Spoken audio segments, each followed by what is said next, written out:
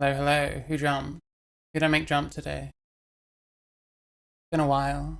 How are we doing? How are we doing? It's been a while. Um,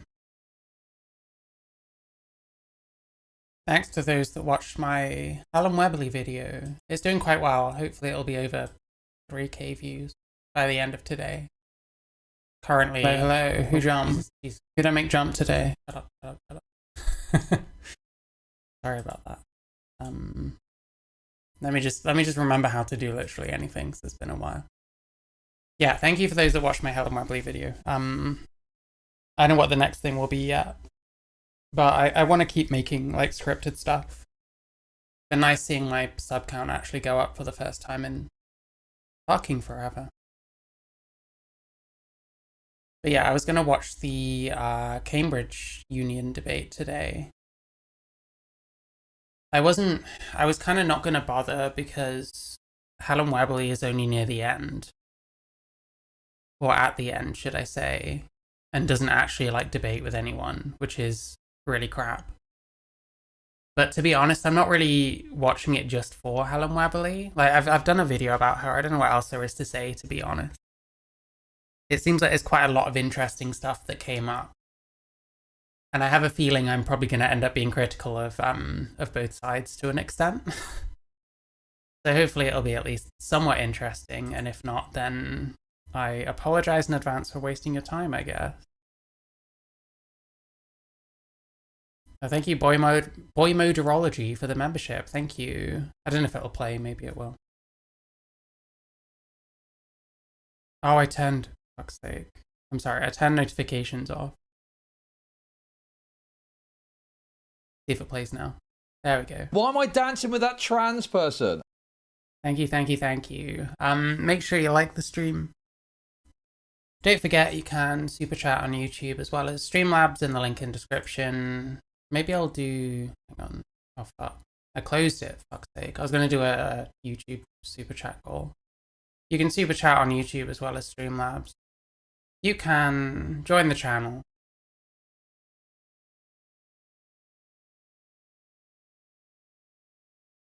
You can also buy memberships. You can give a super sticker, which I'll describe to you. Check the links in my description. I make my own music. I have a Discord, but please don't bot my Discord. It's already happened once recently. Wasn't fun. Hang on. Okay, I know what I can do.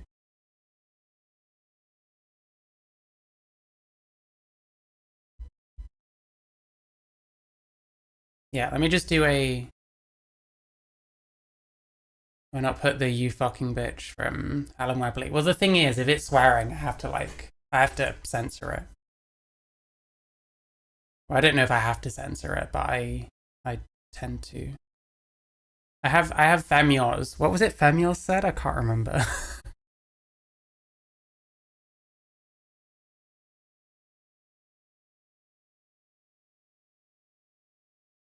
Oh, the 24 hours bitch, fuck you. I have that. I'll think about it. It was quite funny. Sorry, bear with me.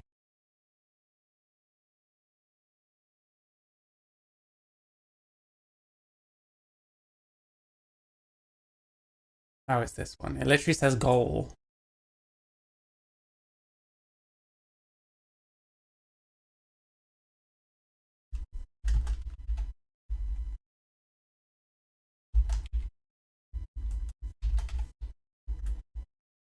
I don't know what, I never know what to put as like, it says share how you'll celebrate. I never know. I never know what to put. Can I put it's a secret? Will it let me do that? Yeah, well, there we go. There's a YouTube goal. Anyway, so yeah, we're gonna watch this Cambridge Union debate. Yeah, I don't know what else to say. Let's go. Let's go. Let's go. Is it working? It is working. There we go.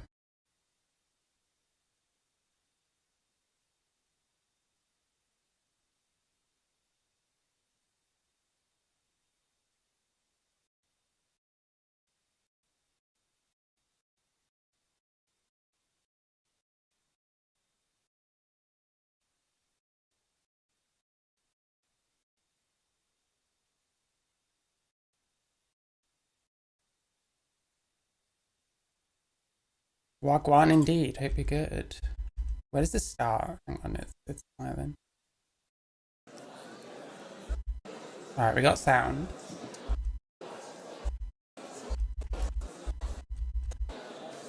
I guess I'll be someone sat here when it's going ahead.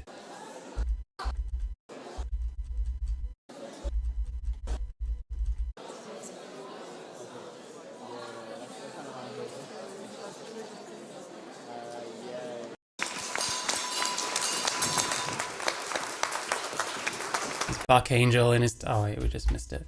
Buck Angel in his tux right there.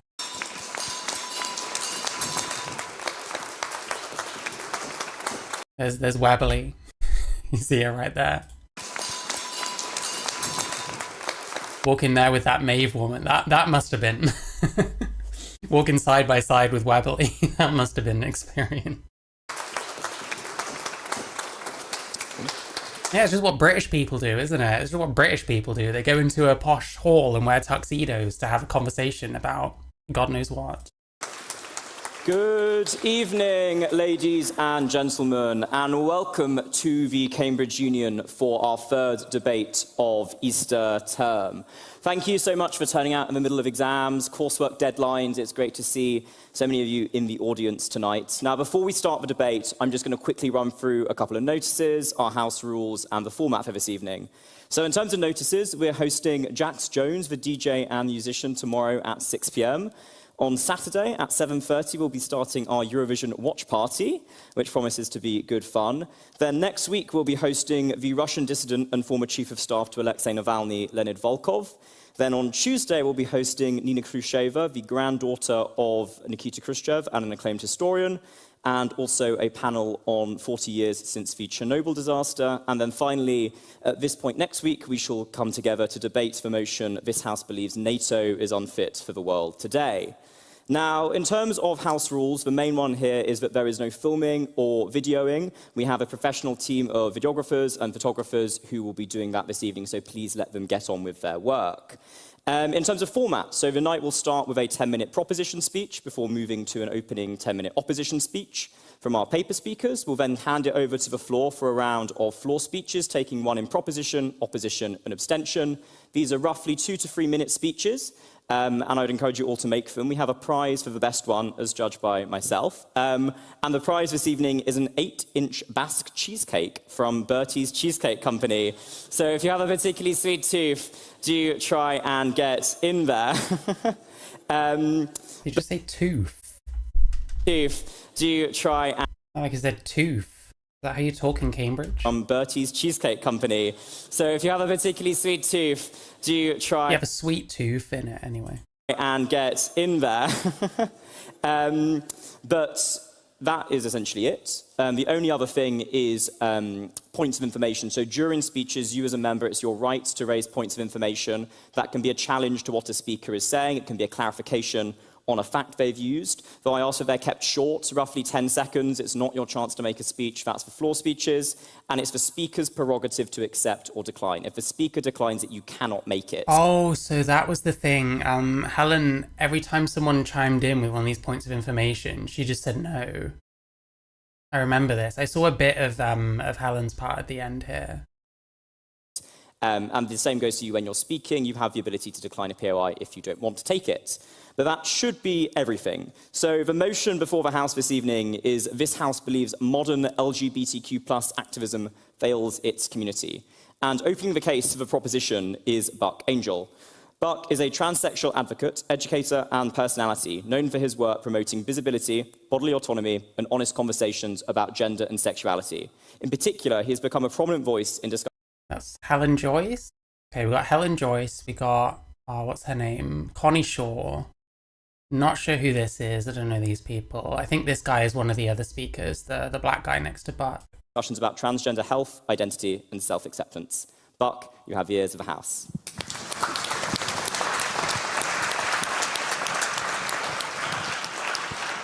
Just the idea of fucking Buck Angel at Cambridge Union. It's like, what is going on? It's just straight away. This is the most bizarre thing. So first, I want to say that my colleagues and I will be giving different perspectives on this particular issue. So tonight I wanted to come to this with a more personal experience as somebody who transitioned to live my life as a man 34 years ago. I have been an activist in the LGBT community for 40 plus years. I am 63 years old. When I transitioned, it was called the LGBT community. And the LGBT community suffered a lot of homophobia and misogyny, and I would not say transphobia, because at the time, trans people were very rare, and it was called transsexualism. We fought for the rights to live our lives in a way that we did not interfere with your lives. We fought to live in a space of coexistence with you. Those laws and those lifestyles eventually became a space where, in my opinion, and in my life of living this way, feels that we achieved that on some level. As somebody who chose to move forward from living as a gay woman for 20 plus years, You know what's funny? I'm sure they'll make at least a few references to the idea of like trans being gay conversion therapy. Buck is kind of, whether intentionally or not, kind of confirming some of that. Encountered something called gender identity dysphoria. And it was very difficult for me at the time, 34 years ago, to even understand what that meant. People ridiculed me. People said nasty things to me. My community, the LGBT community, was against everything that I was trying to do, which is what you see today. Live as a man. One of the things I was told was that I was changing my sex. I believed I was changing my sex. It took me many, many, many years of standing in front of people like yourself to understand I did not change my sex. I changed my appearance. And it is extremely difficult for somebody like myself to come to terms with that. But to come to terms with reality is part of growth and part of power.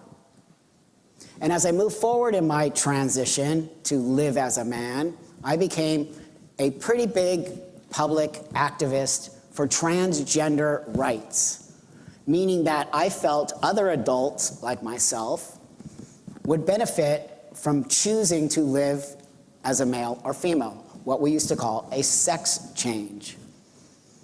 And through my activism, I traveled the world and helped other transsexual people come to terms with moving through life, living like a man or a woman. When someone fixes his collar, hang on. Oh, it's like sticking out on one side. That's not great.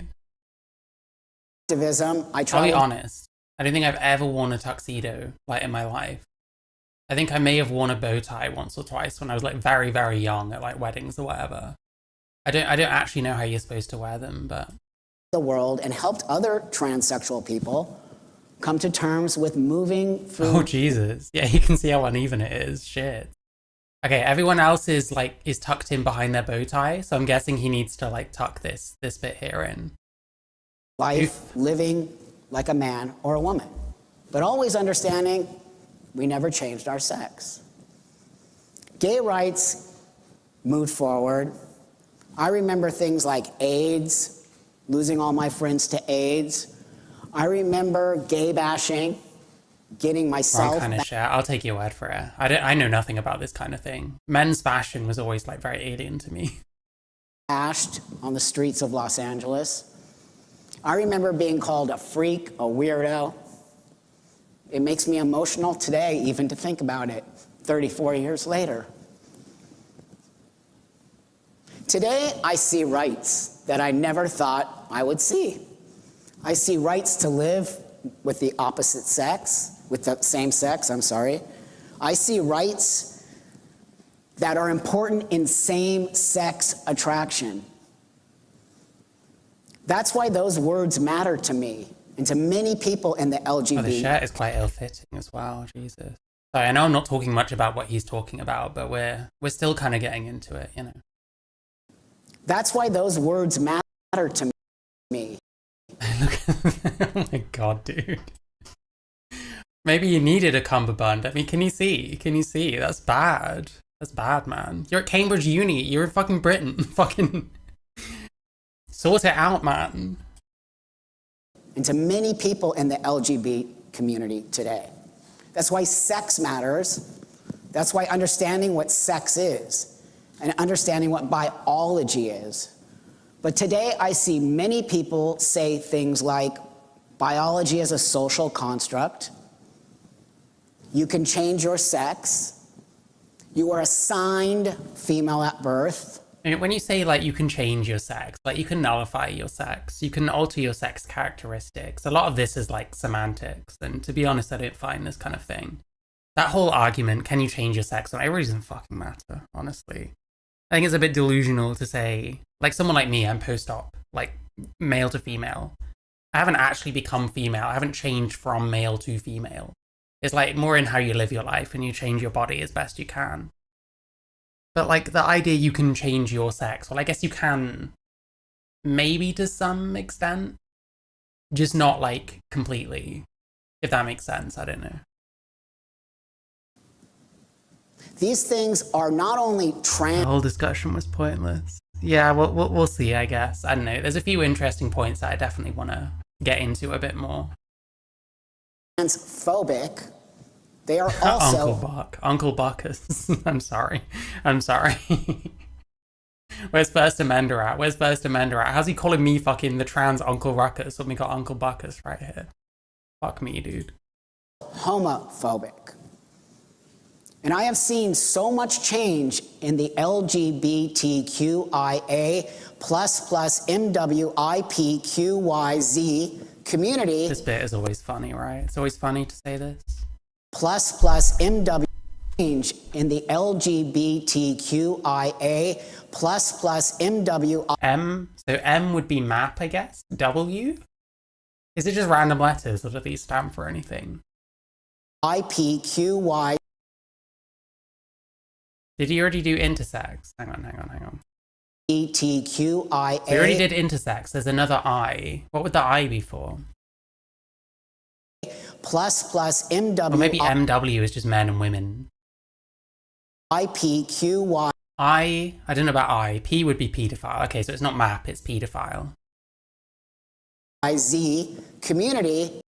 Why? I don't know. I'm running out of ideas. It is embarrassing. It is wrong. And it has taken away so much of what we fought for. Because now people don't take us What's this guy laughing at? Taken away so much of what we fought for. Because now people don't take us seriously anymore. This guy's having fun. I'm glad someone is. They don't like trans people. They don't like to see somebody like me turn myself into a man. They feel deceived. They feel angry. Rightfully so. We have doctors in our community who prescribe things like puberty blockers to young children. Leaving out MMIWG. What is MMIWG?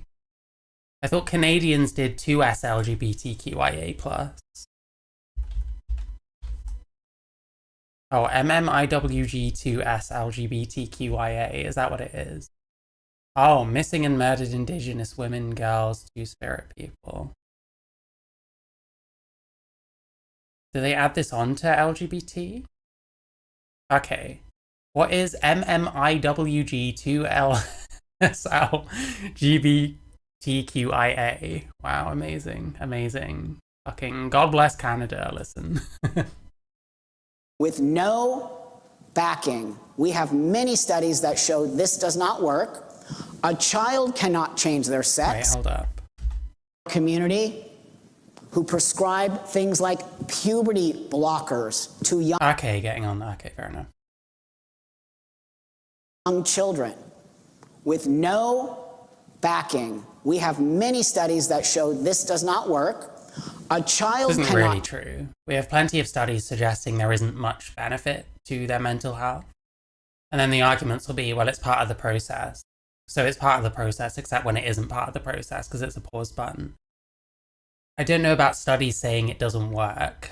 I mean, whether it works or not depends on your goals as a trans person. But obviously your goals as a trans person when you're like 10 years old might be very different to what they're going to become to be, you know? Change their sex. If an adult cannot change their sex, a child cannot change their sex. If a child doesn't know what toy they want to play with today or tomorrow, how can they change their sex? Why would you put a child on irreversible hormones, puberty blockers, same-sex hormones, without the understanding of the long-term effects that will do to a child? I can tell you right now, I know what long-term effects of testosterone can do to a female body. How do I know that? It happened to me. Does the transgender community care? No, they do not.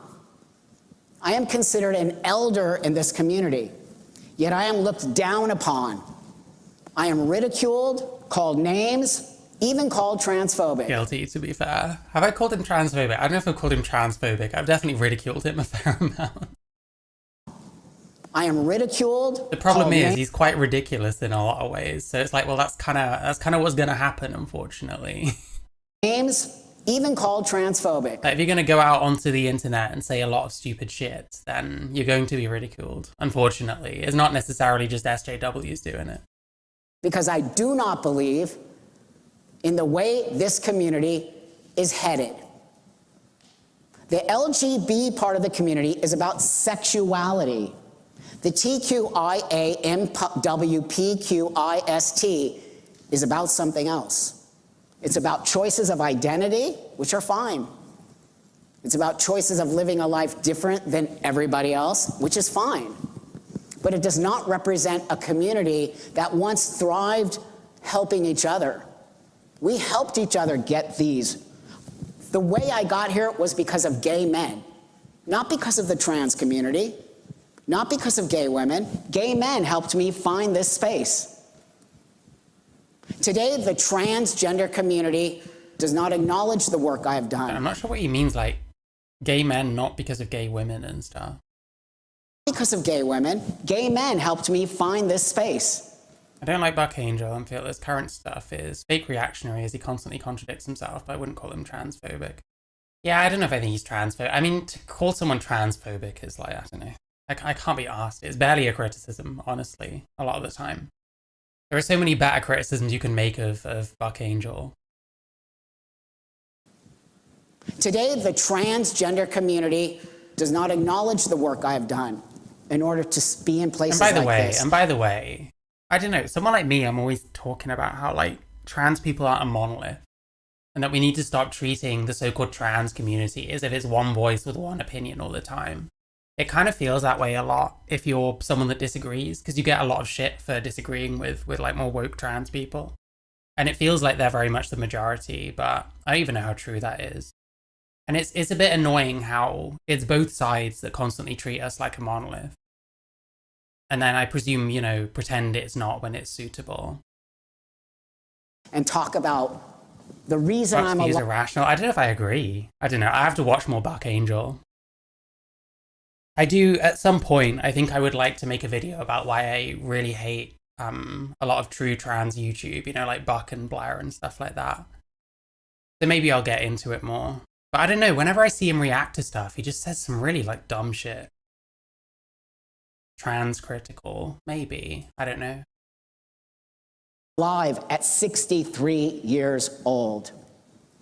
But the one thing I want to say to you all here today is facts and reality matter. They matter for everybody, not just LGBTQIA community. And when a community starts to fracture because they don't agree on things, that means the community is no longer a community. It is at war with itself. It is at war with the elders of the community. It is at war with doctors and psychiatrists and institutions that have now monetized what I have done. Point of information. How they've monetized it? Point of information?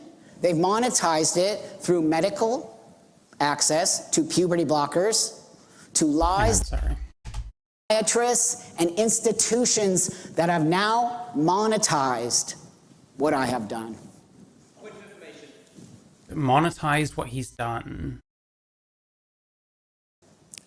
How they've monetized it? Alex, I hope you good. Point of information? They've monetized it through medical access to puberty blockers. Isn't this completely inevitable, especially seeing as he's American? Like, obviously it was always going to be monetized. To lies that puberty blockers without any type of mental health care are the way to go. We have I something think called... here is actually a decent point, though. I mean, you're always going to get people, if they're selling like medical treatment the way someone like Helen Webley is, or a lot of people in the US will be, and they're saying about puberty blockers being fully reversible, they are kind of saying this shit to like hook people. You know, it's helping to like sway. You'll get like parents that their kids are like questioning whatever. People like Helen Webley, ultimately they do kind of function to try and tip their hand, you know what I mean? Which I think is quite gross. I can't imagine ever like trying to convince someone that they should allow their kid to transition, because it's really not up to me. And I certainly wouldn't be going around saying things like, oh, well, you know, they're fully reversible. Just try it for a bit and then stop if you don't like it. Like, it's a bit crazy. But he has something approaching a point here. Yeah, private healthcare system monetizing healthcare. I do kind of see what he means with the rhetoric, though. Detransitioners. Do you know what a detransitioner is? A detransitioner is somebody who was told they were transgender, took medical, testosterone, puberty blockers, top surgery, bottom surgery. I also wonder like how many detransitioners listen to people like Buck and some of the other people on his kind of side of the aisle or whatever, and feel like they're being grifted off of, similarly to how someone like me feels like about someone like Helen Webley, you know? That they made a mistake. Detransitioners. You've got members of the trans community that have detransitioned and still have retransitioned, but the consensus of trans people... Are we not supposed to be able to hear what these people are fucking saying? Hang on. Detransitioners.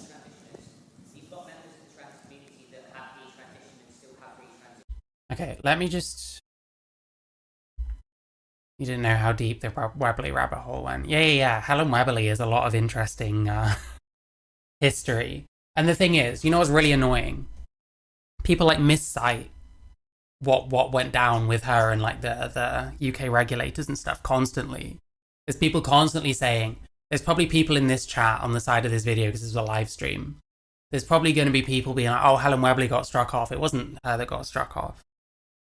And most people don't know like any of the details. It's just, oh, she got in trouble. Well, it's like, well, how, you know? There's a lot to it. There was a lot of different cases.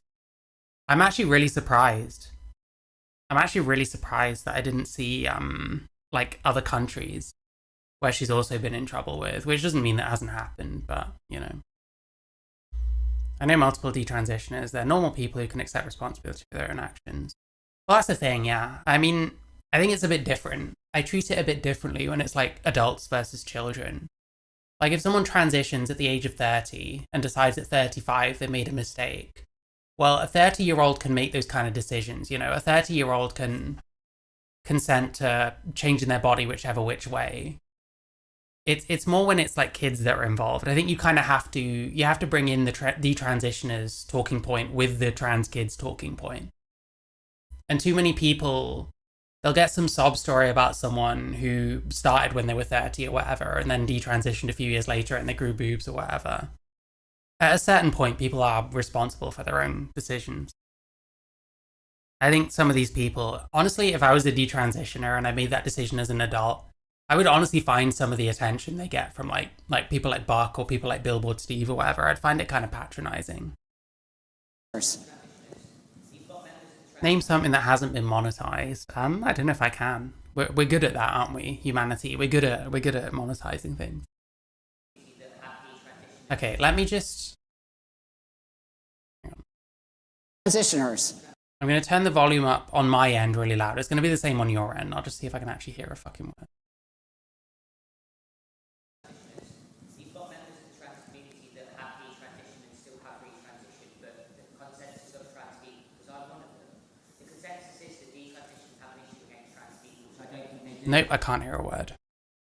I think the community, in my opinion, from what you're saying, but is that realistically, I don't think detransition should be shown because they still have to transition back to their original sex, but they shouldn't be shown because it wasn't right for them, or just because sometimes, okay, they might be a bit... Can POAs please be kept short?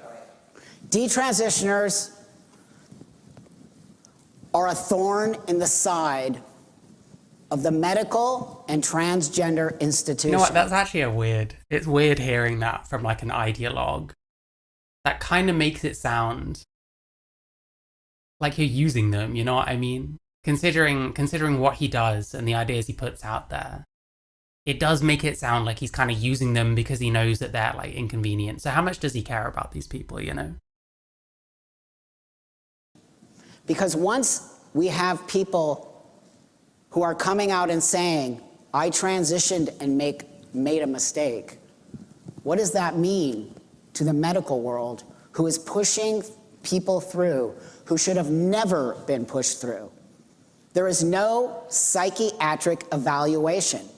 If a transgender person says they are transgender, they are transgender. I will leave you with this, which is extremely controversial. I have a mental disorder. That mental disorder is It's true, called... you can't really screen people. Again, that's why I think when it comes to kids, that's when it becomes problematic. You can't really screen people, so you have to take people's word for it. If you're an adult, you can make your own decisions. If you're a kid, are you making decisions you're going to regret, you know? Called gender identity disorder. I am not ashamed of my disorder. I feel very empowered by my disorder because I have my disorder under control. I hate this so much. I actually fucking hate this so much. Very empowered. Yes, I am mentally ill. Yeah, okay, man. Okay, man. I am not ashamed of my disorder. I feel very empowered by my disorder because I have my disorder under control. When you demedicalize something that is a psychiatric problem, you are creating a bigger problem than you will ever even imagine. Detransitioners deserve love and respect because they were told something that they were never. I wasn't. I stand here today to tell you, transsexual people exist, transgender people exist, the LGBTQIA community should be separated. There are two different factions now. I never know what it means when we say separate the LGB from the TQIA plus or whatever. I never really know what that means. Like, aren't you just gonna always get gay people that will associate with trans people and gay people that won't? Like, isn't that just normal? It's another topic I really want to get into, but I kind of don't know where to begin because I don't actually know what the sort of pro-separation people actually want. Because surely they're already just able to knock around with people who aren't trans if that's what they want to do. You know what I mean? It's a really strange subject matter. And like some people make it their whole identity. Like, who's that person? I watch some of their videos sometimes. Like, this person here talks a lot about this. I mean, you see this here, LGB got a divorce. What does that actually mean? What are we actually saying? The queer manifesto was the catalyst for the LGBT divorce. Like, what divorce? What are we talking about? Hasn't T been part of the LGBT since the acronym was coined? I don't know. You know, like, let LGB go. LGB is being held hostage. What are we actually talking about here? Like, what do we actually want? What constitutes this divorce? You know what I mean? Like, I'd really love to get into this subject.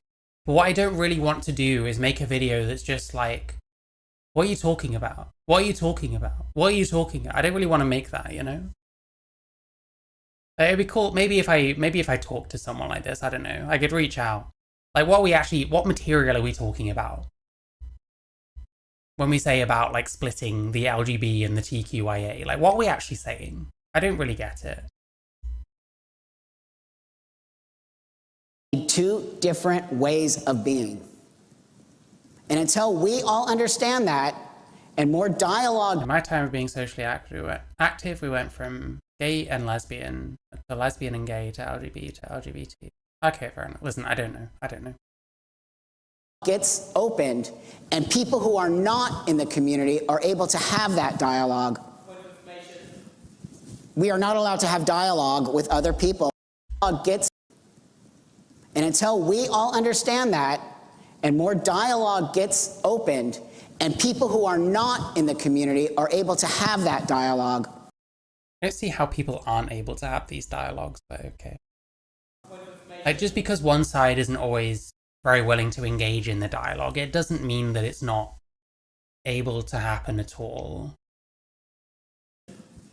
We are not allowed to have dialogue with other people because you get shut down and called transphobic, homophobic, bigot, Nazi, bootlicker, right-wing. Like, you are still allowed. You just might be called names, you know. Go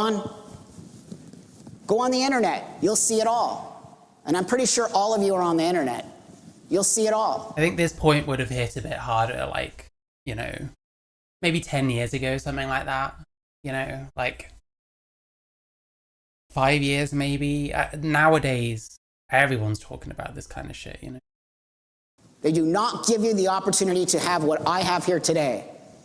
And it's why I appreciate the opportunity to give you a different perspective. Thank you.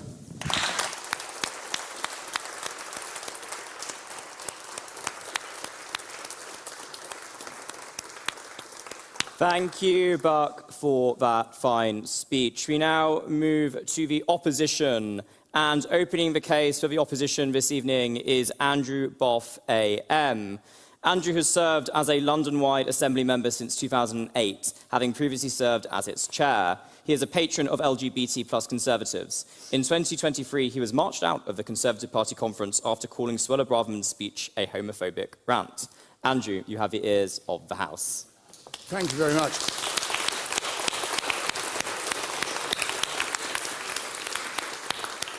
I'm indebted to Buck Angel. He's a hero of mine, has been for a number of years. And I'm a bit envious because you've got one of those neat mics.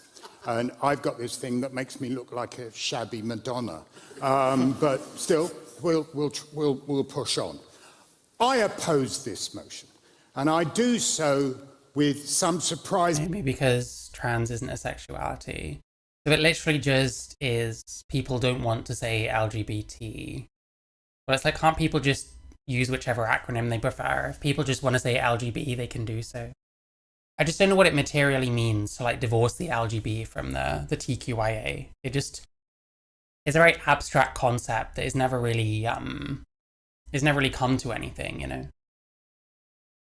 Because in my lifetime, 68, I beat you. In my lifetime, I've watched people go from hiding who they are to living openly. I've watched relationships once whispered about become recognized in law, like mine and my husband over there. We were the first marriage in London on the 21st of December, 2005.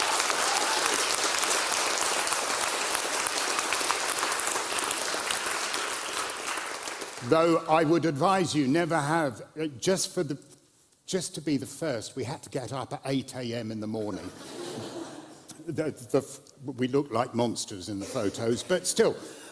So I have watched young people who would once have felt utterly alone, discover that they are not abnormal, not broken, and not without a future. And tonight, we are asked to call that a failure. That's curious, surprising definition of the word. Now, let me first start with a concession. Modern LGBT activism, like every modern political movement, can sometimes be irritating. It can be self-righteous. It can be performative. It can be overexcited on social media, and occasionally it can behave as though disagreement is a heresy. I'd say a bit more than occasionally, but sure. But if irritating people were proof of failure, every student union in Britain would have been shut down by now, including this one. The proposition invites you to confuse... The reason I don't do as much political content, I don't know, I come and go with it. It depends what's going on. The thing is, like, I talked a lot about, like, far-right YouTubers and stuff, and then they started copyright striking me en masse, to the point where I almost lost my channel. So it's like, I don't really know how to talk about that kind of stuff without getting in trouble, because those kinds of people are actually extremely censorious. So whenever people say, oh, the right is the side of free speech, don't fucking believe it. Neither side is the side of free speech, to be honest. I don't know. I do want to get into more politics stuff, but it depends what's going on. At some point, maybe. Like, there's a lot of stuff I'm still learning as well as the other thing. Annoyance with failure. They are not remotely the same thing. Well, the problem is you have to like there's annoying people. Well, the thing is, annoying people radicalize people against those people, which also goes both ways. I mean, I was kind of relatively apolitical on my channel, and then all these fucking marches started going past my house every week of these like screaming like fucking middle-aged men who want to deport everyone fucking foreign looking out of the country. And though that kind of annoying person like turned me pretty hard against that kind of shit. So I think just kind of saying, oh well, some people are annoying, okay. Well, I mean that it does go somewhere, right? Because the true test of activism is not whether or not it's supposed to be annoying and disruptive, but the thing is, that can turn people against your cause. And it's also a problem when that annoying and disruptive shit starts being put up against people that don't really deserve it. You know? If you're treating everyone that way, then it's going to be a problem eventually.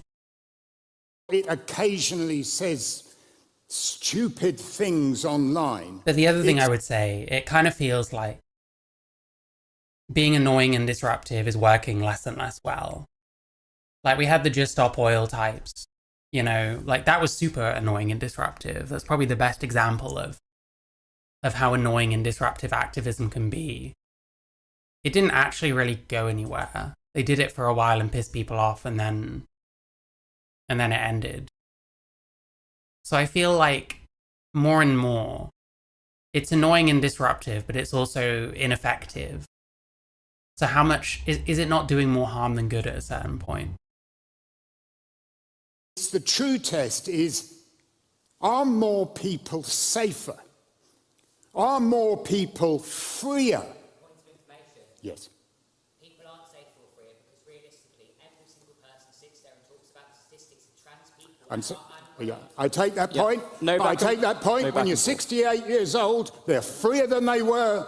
When I was your age, I can tell you, freer than they were. No back and forth, I'm afraid. Freer than they were. No back and forth. I can't hear a fucking word that people shouting are saying. It very obviously things are better for trans people, and I'd imagine for gay people, than they used to be. Like, I don't know why people are acting like, in the last few years, like the world has become incredibly transphobic. It really hasn't. There's more conversation. You're hearing more from other points of view. That's not really the same thing. Like, you've got shit going on in America, but that's, you know, you people insisted on fucking electing Donald Trump for a second term, so kind of what did you expect with that? You know, should have pushed back harder, I guess. Freer than they were, and are more people able to live more honestly? And the answer, undeniably, is yes. Yes, they are. Modern LGBT activism has helped create workplaces where dismissal for being gay is no longer routine. It has helped create schools where bullying is challenged rather than ignored. It has helped... Sir? That's the work of people of your generation and past generations, but is it the work of the current crop of modern... I will hand that baton on to young people. I will hand that on with glee, because the project is not yet complete. It has helped create public life where people such as myself can be openly in politics, in medicine, in armed forces, in business, and in the faith communities. It has helped families stay together when fear once tore them apart. That is not failure. It is progress. Now, some will say, but it's become corporate with sponsors. Yeah, you could argue it's gone too far and now you might call someone the wrong pronoun and get fired for it. Like, ultimately there's a balancing act. Ultimately there's a happy medium. We need gay and trans people to be able to be part of general society, which in general they can, without it becoming a problem for other people. Because again, that radicalizes people against us. Pride parades, and I get that. And on this point, I partly agree. Some corporations would sponsor farting if they thought it were profitable. But why? But why do these companies now feel obliged to signal support? Because activists change the culture. When institutions rush to imitate a moral cause, it usually means the cause has already won ground. Yes. Activism isn't used in the same way as it is now as somebody that actually works. It's no damn difference. No back and forth again. I don't want to have to restate no damn this. difference. If you've stood on marches with Peter Tatchell, you know he could be quite offensive. And they can be offensive now, but he was an important part of that progress. Because activists change the culture. When the rainbow logo may be considered shallow by some people, but the need to display it says something really quite profound. Yes? That logo has actually been banned from a lot of corporations. For example, the police force that I work for have banned pride flags. And that is why the battle is not finished. That is why. And I will move on to that later. Others will say the movement is too divided. Some lesbians disagree with gay men. Some gay men disagree with trans activists. Some younger activists disagree with older campaigners like myself. Some conservatives like myself disagree with progressives. And I can absolutely guarantee that myself and Dr. Weberly will find loads of things we can actively and loudly disagree on. Welcome to humanity. Welcome to democracy. LGBT people do not This guy is a bit nuts, to be honest. have a collective mind. Has anybody seen Pluribus by any chance? But yeah, anyway, if you have, you'll know what I'm talking about.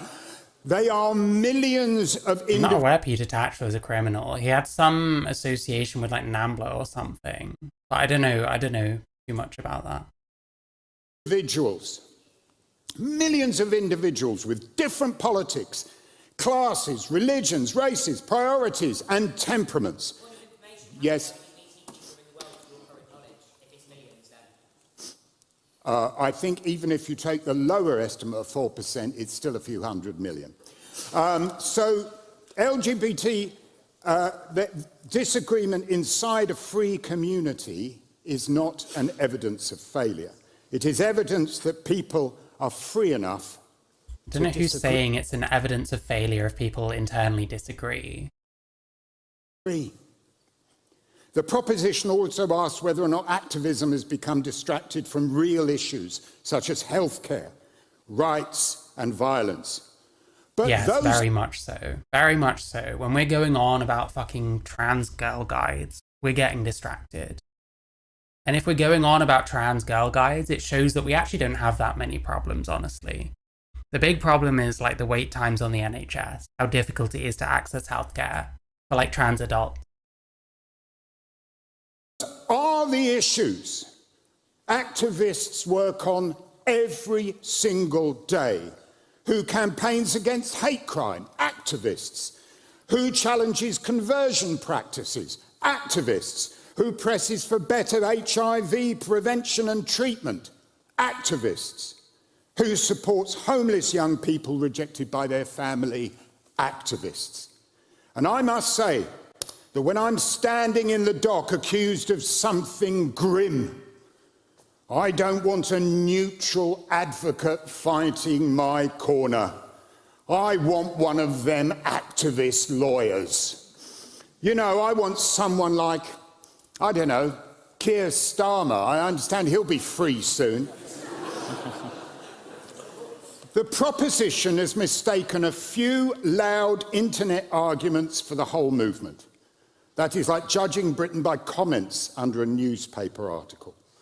Now, I do want to speak personally for a moment. For many people of my generation, growing up gay often meant learning caution before confidence. You watched your words, you watched your gestures, you calculated risk. There are younger people today who cannot quite imagine that world. And thank goodness they can't. Thank goodness. If a younger generation takes openness for granted, it is because somebody fought to make openness ordinary. And the battle is not finished. There is still violence. There is still loneliness. People are still being discriminated against. So no, the movement is not obsolete. It remains necessary precisely because equality once gained is never self-maintaining.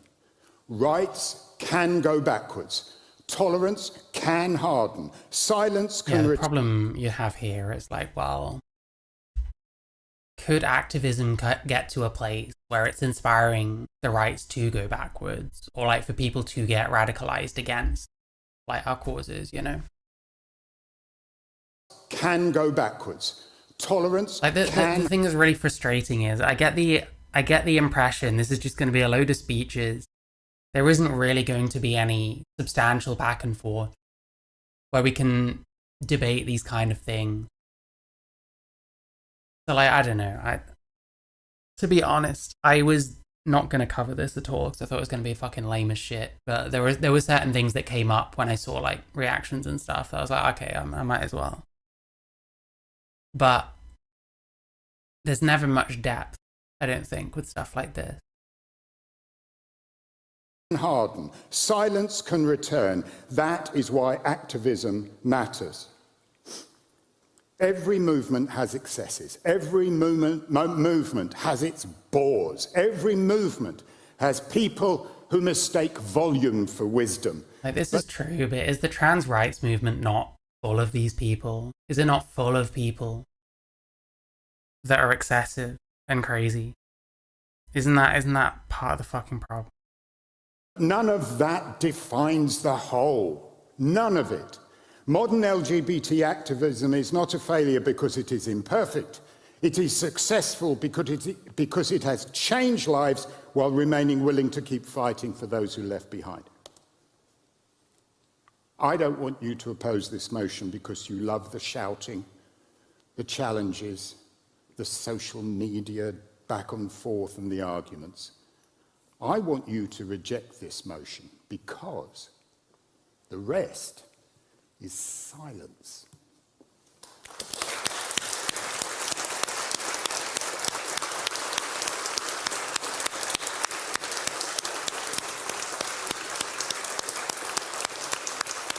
Thank you, Andrew, for that incisive speech. And before we move to floor speeches, I want to quickly restate that points of information need to be kept short. They are not an opportunity to enter into dialogue with a speaker. You make the point, and then the speaker will respond and continue with their speech. And if you cannot comply with that, you will need to leave the chamber. Now, moving to floor speech, and if you restate and Wait, which one? Is it the person that's like ducking down?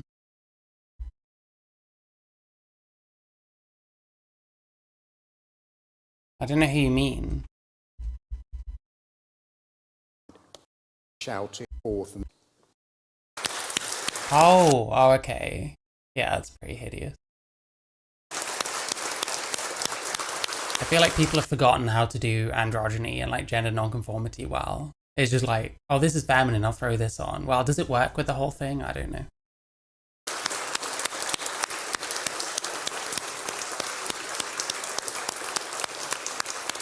Thank you, Andrew, for that incisive speech. And before we move to floor speeches, I want to quickly restate that points of information need to be kept short. They are not an opportunity to enter into dialogue with a speaker. You make the point, and then the speaker will respond and continue with their speech. And if you cannot comply with that, you will need to leave the chamber. Now, moving to floor speeches. Do we have anyone looking to speak in proposition of the motion? We shall go over there.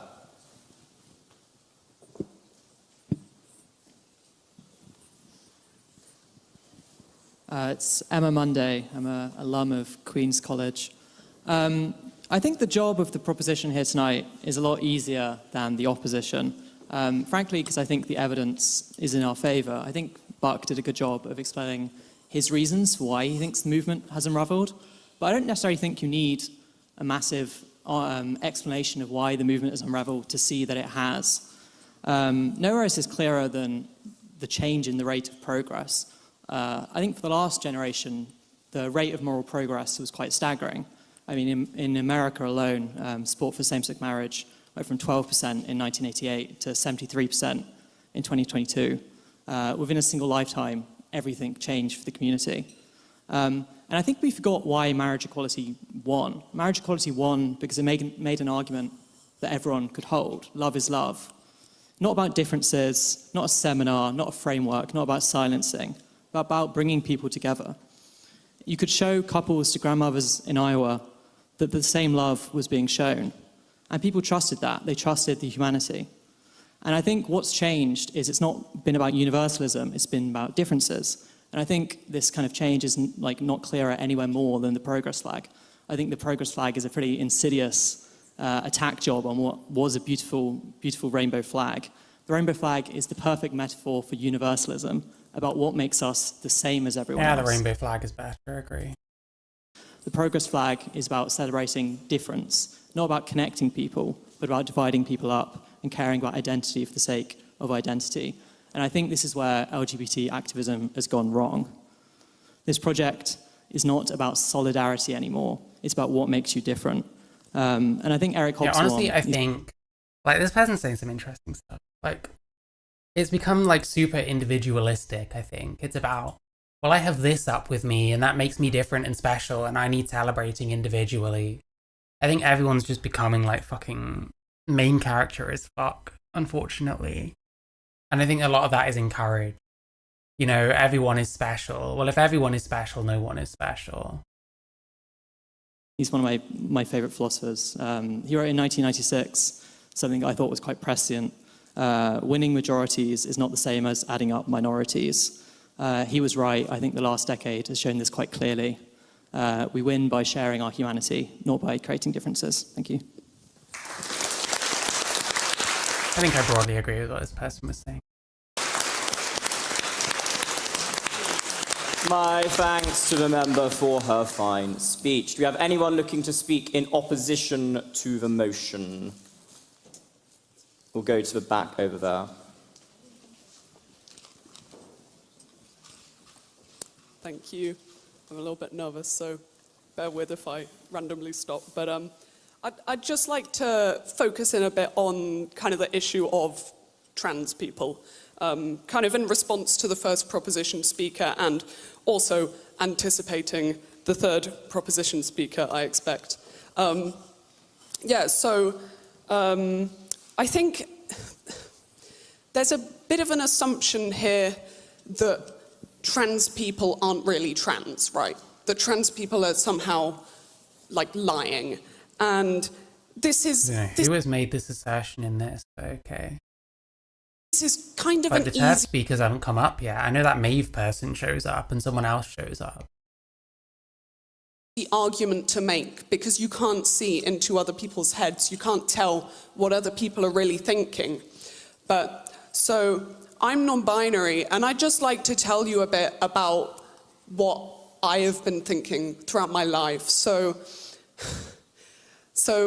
this is the most middle-class way ever to realize that you're trans, but the Archers was on the radio. You're not trans, you're non-binary. Those are different things. And they had like a... Well, so you can't really realise you're non-binary. That doesn't make any sense. It's something you decide based on how you feel, which doesn't make it like invalid or whatever. I guess I agree it's a thing in that it's a word that kind of, what's the word, describes certain feelings. But you don't realise that kind of thing. You feel a certain way and you put a label on it. You're the same person before and after, you know.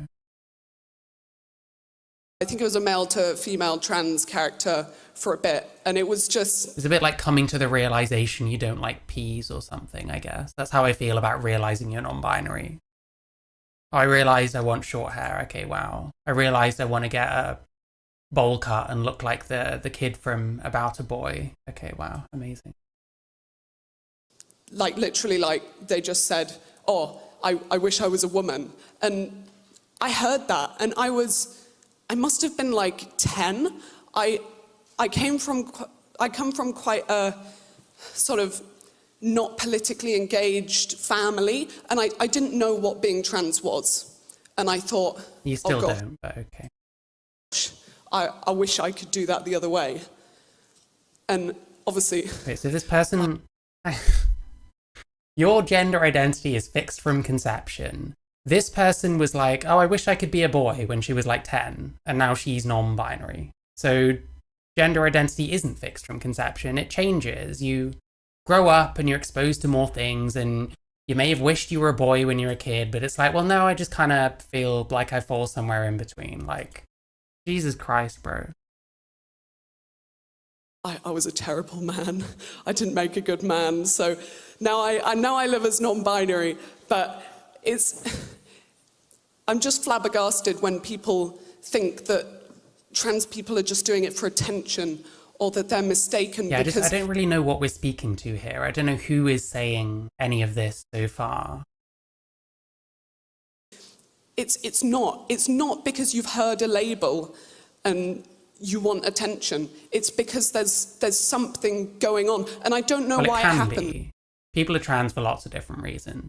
Attention probably is one of those reasons. It's just how often does that happen? How many trans people out of all of them are just doing it for attention? Potentially not very many, you know. Does it wind me up when it seems like everyone wanting to be special claims to be trans? I don't know about winds me up. It makes me more cynical over the whole thing.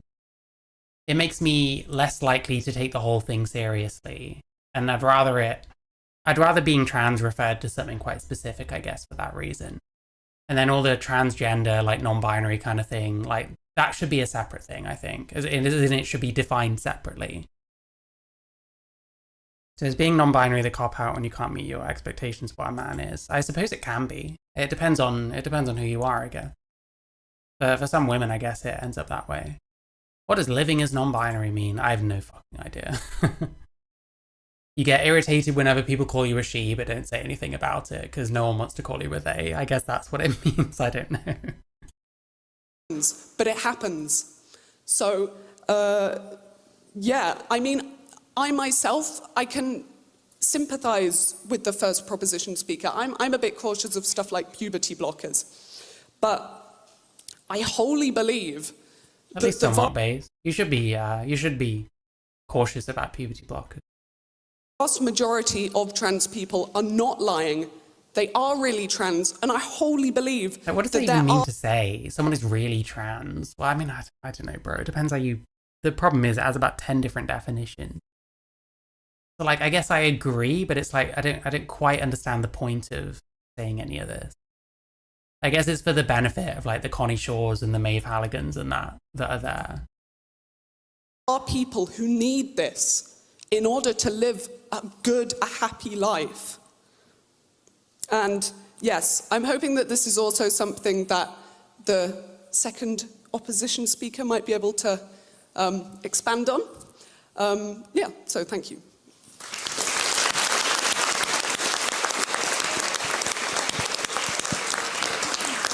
My thanks to the member for that fine speech. Shall we move to... My thanks?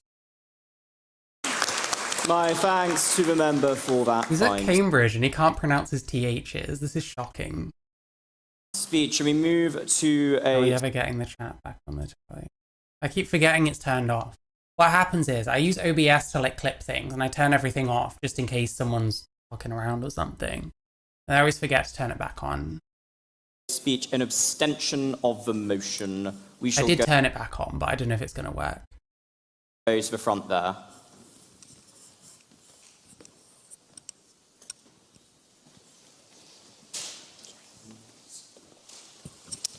I'm afraid that I find this entire debate and its premise to be absurd, self-indulgent, and narcissistic.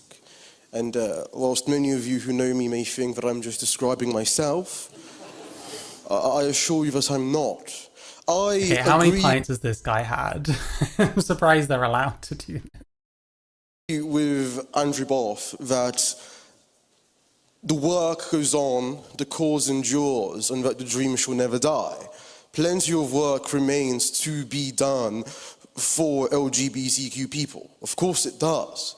But I find that this sort of debate that's so inward-looking and self-obsessed, to me it's a reminder of liberalism in the 1970s and 1980s when it was on the outs. It was obsessed with itself. It wanted to split the hair down the middle, it wanted to debate doctrine, it wanted to do so many things, and in the end it did nothing and it failed. I didn't really have a doctrine to state to you. I merely want to encourage you all to think to the good work. I think I got a glimpse of the bald pat. That's the thing with British people. You just get a lot of them. They'll come out and say that they're 21 or whatever, and it's a rough as fuck 21, you know. That's being done for. He's probably like a good 10 years plus younger than me, but looks older. People, transsexual people, transgender people, lesbians, who live lives that were similar to Mr. Boff's and Buck Angel's when they were younger across the world now, where they are hated, they are persecuted, they are questioning themselves in ways that I, as a rather heteronormative man, can't really imagine. This is heteronormative, I guess. I guess he's got a pint of lager. He's heteronormative. I'll grant him this one, actually. Stand here in an institution like this one and merely... Guy's not going to say anything. Okay, great. I'll sit and play Balatro for a few minutes then. Sick. Debate, different shades. We're doing these people an injustice. We really are doing them an injustice. Yeah, middle class is someone like me. Like, I sound middle class. I sound, I guess, kind of posh to some people. But not like this. This is not middle class at all. Like, he's full of shit if he's going to say so, or has said so, I don't know. Philosophy matters, terms matter, gender... I bet without the pints, I bet he sounds completely different. Sex matter, of course they do. I'm not here to sort of ignore these things that matter and we'll all get along. Sure.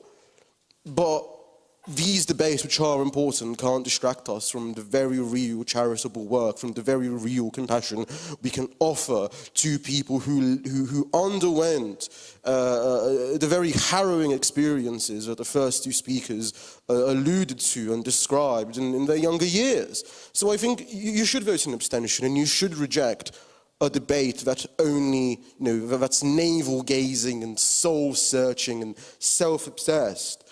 Because the successes that Mr. Boff mentioned earlier, they were the successes of a community that wasn't inward-looking. It was outward-looking. You mentioned earlier that it was gay men who supported you and helped you. And I think to myself that those gay men, though I don't know them, I'm thankful for them, and I'm thankful that they were so outward-looking and so compassionate that they were able to support and help you. And I think vote in abstention, so we can all follow the example of that compassion of those men onto future generations. So thank you. Okay, you're right. That was absolutely nothing. My thanks to the member for his... Sorry, my washing machine's on. I do apologise for the noise. Fine speech. We now return to our second round of paper speakers. And speaking second for the proposition this evening is Alfonso David. Alfonso is a civil rights attorney working on our second round of paper speakers. And speaking second for the proposition this evening is Alfonso paper speakers. And speaking second for the proposition this evening is Alfonso. He really doesn't like THs, does he? He's like saying the proposition, this speaker, like with a V. Oof. David. President of Cambridge Union. Alfonso is a civil rights attorney. I don't actually know anything about. Who is this person? Who is Alfonso David?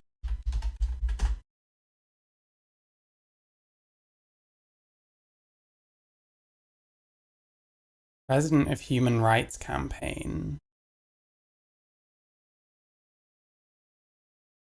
CEO of Global Black Economic Forum. I don't know anything about that. Where's DJ Shy Guy? Do you know what the Global Black Economic Forum is about?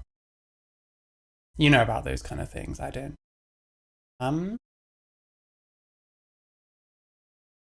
tell me anything. I don't fucking know. Working on issues including racial and economic justice and LGBTQ+ equality, creating and expanding programs including an impact litigation program to advance the rights of LGBTQ+ people. He also is the president and CEO of the Global Black Economic Forum. Alfonso, you have the ears of the House.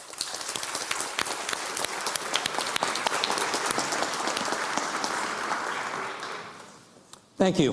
Thank you for that introduction, and to the Cambridge Union for inviting me to participate in Brianna Wu. Oh, is he a Zionist? Tonight's debate. Let's begin tonight with some sobering facts. 1 out of 2 black gay men in the United States will get HIV in their lifetime. More than 300 trans women are killed every single year around the globe, with the majority being black trans women. As early as 2026, or as of early 2026, homosexuality remains criminalized in more than 60 countries around the globe, from Africa to the Americas and the Caribbean, from the Middle East to parts of Asia, with penalties ranging from fines and imprisonment to the death penalty.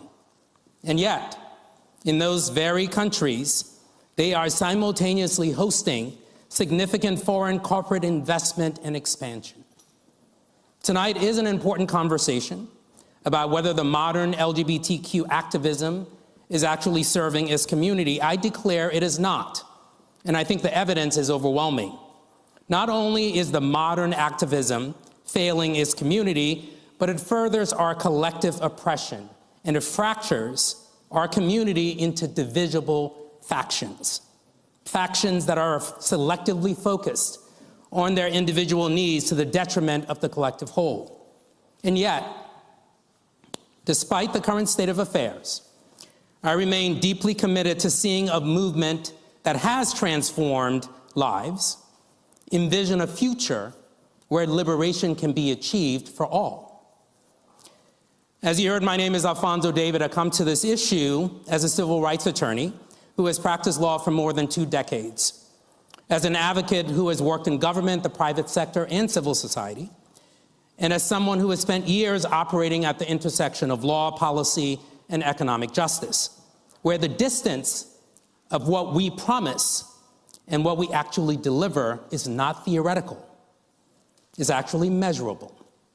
It shows up in people's lives, in their safety, in their access to opportunity, and whether they are able to sustain dignity from day to day. And I want to begin with a truth from Audre Lorde. a culture-shifting academic whose work fundamentally reshaped how we understand identity, power, and liberation. She reminds us, and I quote, "There is no such thing as a single-issue struggle because we do not live single-issue lives." That is not just reflection, it is a mandate that any movement claiming liberation must be capable of holding complexity, of recognizing that identity is layered, that harm is compounded, and that progress cannot be measured in isolation. For the reasons I will outline in much more detail, liberation must be capable of holding complexity. And modern LGBTQ activism does not integrate that complexity into its priorities, and as a result, I stand in strong affirmation of the resolution. Now, let me be precise by what I mean, because I think definitions define outcomes and determine outcomes. First, I will use queer and LGBTQ+ synonymously. Second, when we say modern LGBTQ activism, we are using a temporal definition grounded in political and legal scholarship. We are referring to the period post-marriage equality in many parts of the world after Obergefell versus Hodges, at least in the United States. Audre Lorde. I don't know much about her at all. It was kind of hinting towards like intersectionality, I guess. But I don't know. I probably have agreements with like, I think intersectionality has its place and stuff. Unfortunately, it's turned into a kind of oppression Olympics type thing, where people use it in order to like, you know, excuse like bad behavior, or, you know, in the case of like someone like Blossom C. Brown, like, you know, use it as an excuse to be a fucking massive fucking narcissist. A period that is widely recognized as a watershed moment that marked the transition in many parts of the Western world from a rights-based recognition to questions about distribution, equity, and power within the movement. And I should know, I had the privilege of writing the marriage equality law in New York. Now, before that movement, activism was oriented around recognition, fighting to be acknowledged and respected under law. After that movement, the question has now become who benefits and how. Third, when we define activism, which I know we're all struggling with, we're using the classical definition, I believe, consistent with political science and social movement theory. Activism is an organized effort to produce social, political, and economic change. This matters because it sets the standard. We're not evaluating intent. We're not evaluating messaging. We're not evaluating visibility alone. We're evaluating outcomes. And fourth, when we say the movement fails its community, we are intentionally applying the composite standard drawn from how movements are evaluated across disciplines: law, sociology, economics. Failure means failing to improve material conditions, safety, health, economic stability, failing to represent the full diversity of the community, failing to build durable power structures that can sustain progress over time. Because movements are not judged by their aspirations. They are judged by their impact. And if a movement can produce visibility but not safety, I'll be honest, I generally agree with what he's saying. Like, there's kind of two things. We're not seeing any real outcomes from like trans activism anymore. And we've kind of seen it turn in on itself. You know, you had all the kind of, once you had all the kind of too cute versus true scum kind of shit, you know, now we're starting to justify the activism movement cannibalizing its own people and stuff. And it's very bizarre. The way that we deal with it, instead of acknowledging any of that, is looking at the people that are either giving like the forbidden ideas or speaking out of turn, calling them the ones that are cannibalizing. Oh, well, we've already established this, so now you're the ones cannibalizing. It's like, well, someone had to do that first, you know what I mean? Like, whenever you hear a trans activist type call someone like me a pick-me, you've got to bear that kind of thing in mind. They've already been cannibalizing. They're the ones actually cannibalizing, not me. Is failure. If a movement can produce recognition but not representation, that is failure. If a movement can produce wins that collapse under pressure, That is failure. And as we move through this case, I want to be clear And I guess about the other through thing line. is, it's a big problem with the activism for trans people specifically is the shit that they insist on arguing. We're insisting on crying foul because trans girls can't be fucking girl guides anymore. Fucking over all three of them that were ever girl guides in the first place. You know, we go on and on about like trans sports and like kids and stuff, extremely like contentious things. That shouldn't be where the activists are at. That's like its own thing, surely. Like the broad kind of activism movement surely should be focusing on the shit that really matters. But we can't say no to anything anymore, unfortunately. We're not arguing that there is no progress. We're arguing that the current structure of modern LGBTQ activism, its priorities, its incentives, and the systems that now shape it is not delivering for the people who need it the most. And if a movement cannot meet the people at the intersection of their realities, across race, across class, across geography, it is not fulfilling its mandate. That is the standard. And that is the standard we are here to answer. So with that standard in place, let me be clear about my position.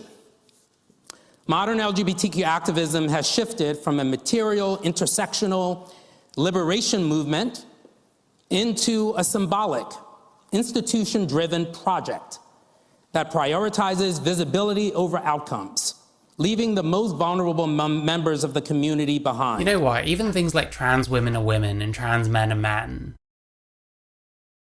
Like, as much as I don't technically agree, I think there is a point in there of we should treat these people as much as possible as just like other men and women. And maybe there's certain reasons you shouldn't have to. The problem is it's become like a literal like belief system, not a way of saying trans men and women deserve to be treated, you know, in general the same way. And that shift did not happen overnight. Like we're always encouraged not to take like activist slogans literally. We're always encouraged not to take like ACAB literally and stuff like that. But people do take that shit literally. Gradually, with incentives, through institutional alignment, and through a redefinition of what success actually looks like. In the earlier phases of the movement, success was measured through the lens of survival and access. Could you live openly? Could you work? Could you access healthcare? Could you exist without fear? Today, too often, success is measured through the prism of visibility. Representation in the media. Yes? For many people in the UK, we still have conversion therapy, for example, which is legal in this country. It's quite difficult for trans people to just exist. That's getting banned. Also, what are we saying here? I can actually hear this one. We still have. They're gonna ban conversion therapy. Wasn't it in a?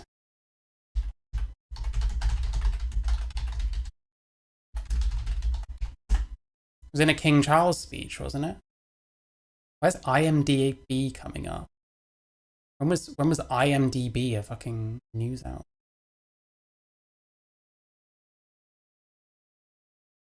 Draft conversion therapy bill in King's speech again. Yeah, King Charles did a speech. Although apparently it was also in 2024. I don't know.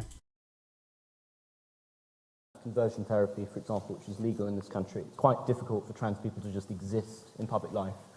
Why is it difficult for trans people to exist in public life? I never really had that much problem. Like, the thing is, if you're trans, you should have a thick skin. You should understand you're going to get shit from the odd person. And just kind of take it on the chin, like, whatever, okay, I'm getting on with my life. It doesn't actually fucking matter, because everyone gets shit in some way or another. There are trans people who just want to live their life and carry on. Unfortunately, the loudest voices are not the same ones. Yeah, I tend to agree with that. Yeah, we always get this kind of, oh, it's so difficult for trans people to live publicly. It really isn't, for the most part. I don't get any shit anymore. I used to get a lot more shit when I used to pass better. Nowadays, no one gives a fuck. I see loads of troons around. Like, no one cares anymore. I don't know what we're saying when we say that trans people, it's hard for trans people to exist publicly. I don't think that's true. And it's very bizarre to link that to conversion therapy. Without mockery and shame. Oh, without mockery and shame. I don't know. I don't get any problems. Dress normally, you'll probably be fine. We pan around and it's someone in a fucking dungarees or some shit. Don't you think that this isn't really about visibility culture? We're still, in some senses, fighting for basic rights, especially in this country. I will get So what basic rights are we talking about? The right not to be mocked? Who has the right not to be mocked? to that point. We are fighting for basic rights, but all too often we focus more on visibility. Mythical moderate Muslims. We're not talking about fucking Muslims. Come on, man. Come on, man. You've been well behaved recently, don't start. There's probably tons of moderate Muslims. No, there are lots of trans people out there that just get on with their lives. It is true that the people you're hearing from are often on the fringes.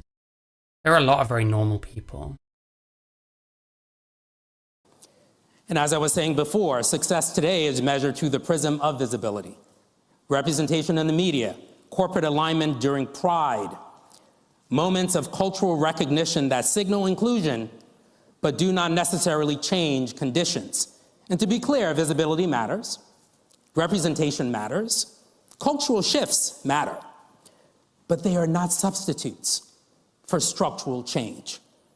Because a movement that becomes overly dependent on institutions or corporate partnerships or political access or social media amplification begins to accept the actual incentives of those institutions. It becomes cautious. It becomes risk averse, less willing to challenge the very systems that produce the inequality. And over time, it creates distance between the actual movement and the people it is meant to serve. For the modern LGBTQ activism, that distance can be measured in many ways. Tonight, I will highlight just three. First, anti-Blackness. How the movement fails to represent and protect the most vulnerable members. Second, economic disparity. How it fails to materially improve conditions and build economic power.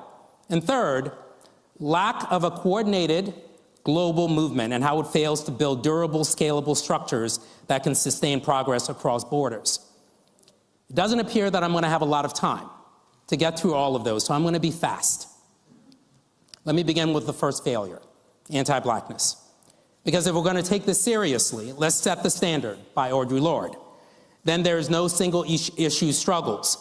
We have to be honest about what happens when a movement claims intersectionality but does not operationalize it. Anti-Blackness is not simply prejudice, it's structural. It is consistent positioning of Black people at the margins, socially, economically, and politically, even when those spaces are themselves marginalized. In the United States, for example, and much of the West, the data is clear. 30% of Black LGBTQ adults live in poverty, even though they make up 12% of the population. LGBTQ youth make up 40% of the homeless youth population in the US. And the pattern is not limited to the US. Across Europe, the data from the European Union Agency for Fundamental Rights shows that LGBTQ individuals of African descent report significantly higher rates of discrimination and harassment. This is not incidental, it is structural. And this dynamic does not stop at borders, certainly not national borders. The result has been double marginalization of Black LGBTQ people. Let me get to the second issue, given my time restraints. Economic failure, because it's one of the clearest ways that we can determine whether a movement is actually delivering for the people that it claims to deliver for. Are people better off? Are they more economically secure? Are they more stable? Yes. Do you think the trans healthcare privately is gotten too expensive for those normal people who are working class to afford? Answer is yes. And because liberation cannot be felt by someone's daily conditions, eventually it becomes symbolic.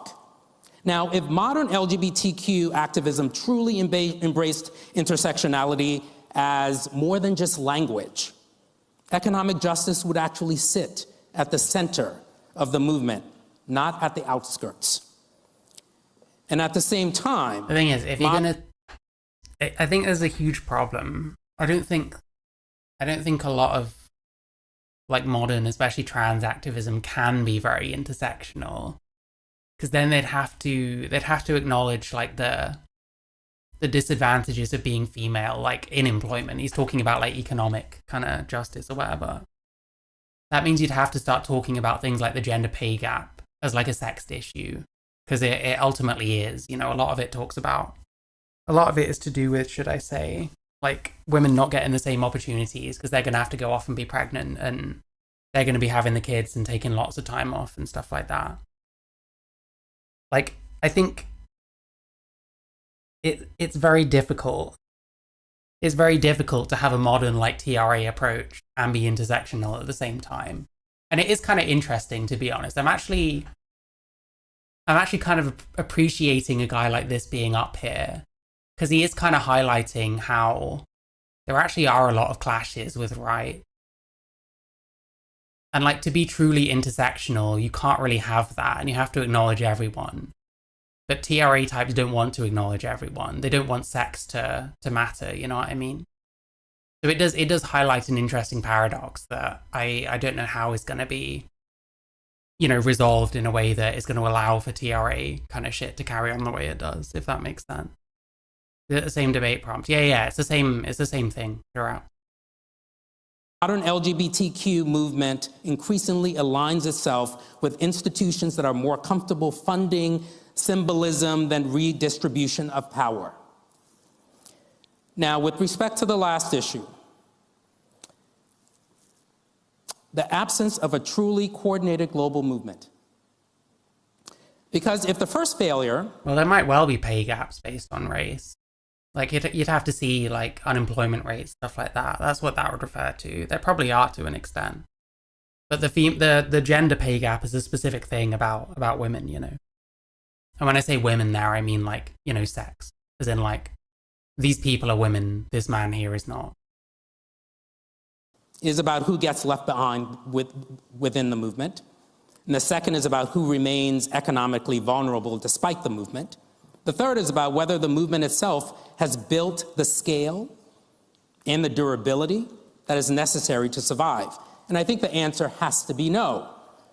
One of the most defining contradictions of the modern LGBTQ activism is that it operates in an era of unprecedented global visibility, but unprecedented global solidarity. The movement has become culturally globalized far faster than it has become structurally globalized. The language travels, the branding travels, the symbolism travels, but the infrastructure does not. And we see the consequences everywhere. Across multiple regions around the world, we're seeing intensifying political backlash, criminalization efforts, censorship laws, organized attacks on civil society in parts of Africa, Eastern Europe, Middle East, Asia, and increasingly in the Americas. Governments have increasingly used the queer community as political scapegoats in moments of instability and nationalist resurgence. So, Carlo, are you thinking of like Prime Minister's questions and stuff like that? This is a bit different. Lady in Green falling asleep. Oh, that's that Connie Shaw.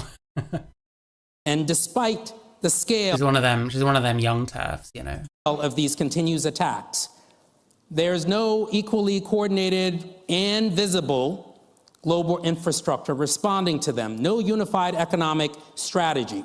So what emerges is a movement that is globally visible, but unevenly resourced. Let me conclude by saying this. When we step back and evaluate this honestly, not emotionally, not symbolically, but structurally, the pattern is very clear. Modern LGBTQ activism has certainly produced visibility, but the visibility is not liberation. Yeah, visibility is a massive double-edged sword. The thing is, if you make pedophiles more visible, they're not going to be more accepted. I'm not saying that to conflate the two. But the visibility depends on what it is that people are seeing. Like, what are you making visible? If what you're making visible is something that a lot of people are not going to accept, then increasing visibility isn't going to increase acceptance. Because if Black queer people remain disproportionately vulnerable to poverty, violence, and instability, then the movement is failing. in representing its community. If economic inequality remains deeply entrenched while symbolic inclusion expands, then the movement is failing materially. And if global backlash is accelerating faster than the movement's ability to build durable institutional and... Yeah, this is like the narrative, isn't it? Oh, the backlash is getting worse and worse, you know? Well, then the activist types need to change what they're doing, surely. Why is the answer always the same shit? International infrastructure, then the movement is failing strategically.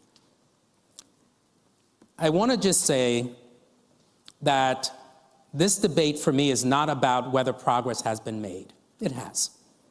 The question is whether the current model of modern LGBTQ activism is sufficient. I don't think Connie Shaw speaks. I know that Maeve Halligan person and someone else does. So we're going to get some young TERF representation. Don't worry about that. For the challenges of this moment. And based on the evidence before us, across race, across class, across geography, the answer is no, because a movement cannot consistently protect its vulnerable members. It cannot materially improve people's lives. It cannot sustain its gains in the face of coordinated backlash, which is why I stand firmly in affirmation of the resolution.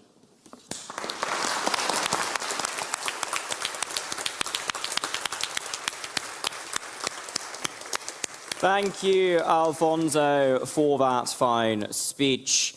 Now, speaking second for the opposition this evening is Sammy MacDonald. Sammy is an MPhil student of Modern European History at St John's College. He was the Cambridge University Labour Club's LGBTQ+ officer and was president of the Cambridge Union in Lent 2025. Sammy, you have the ears of the House.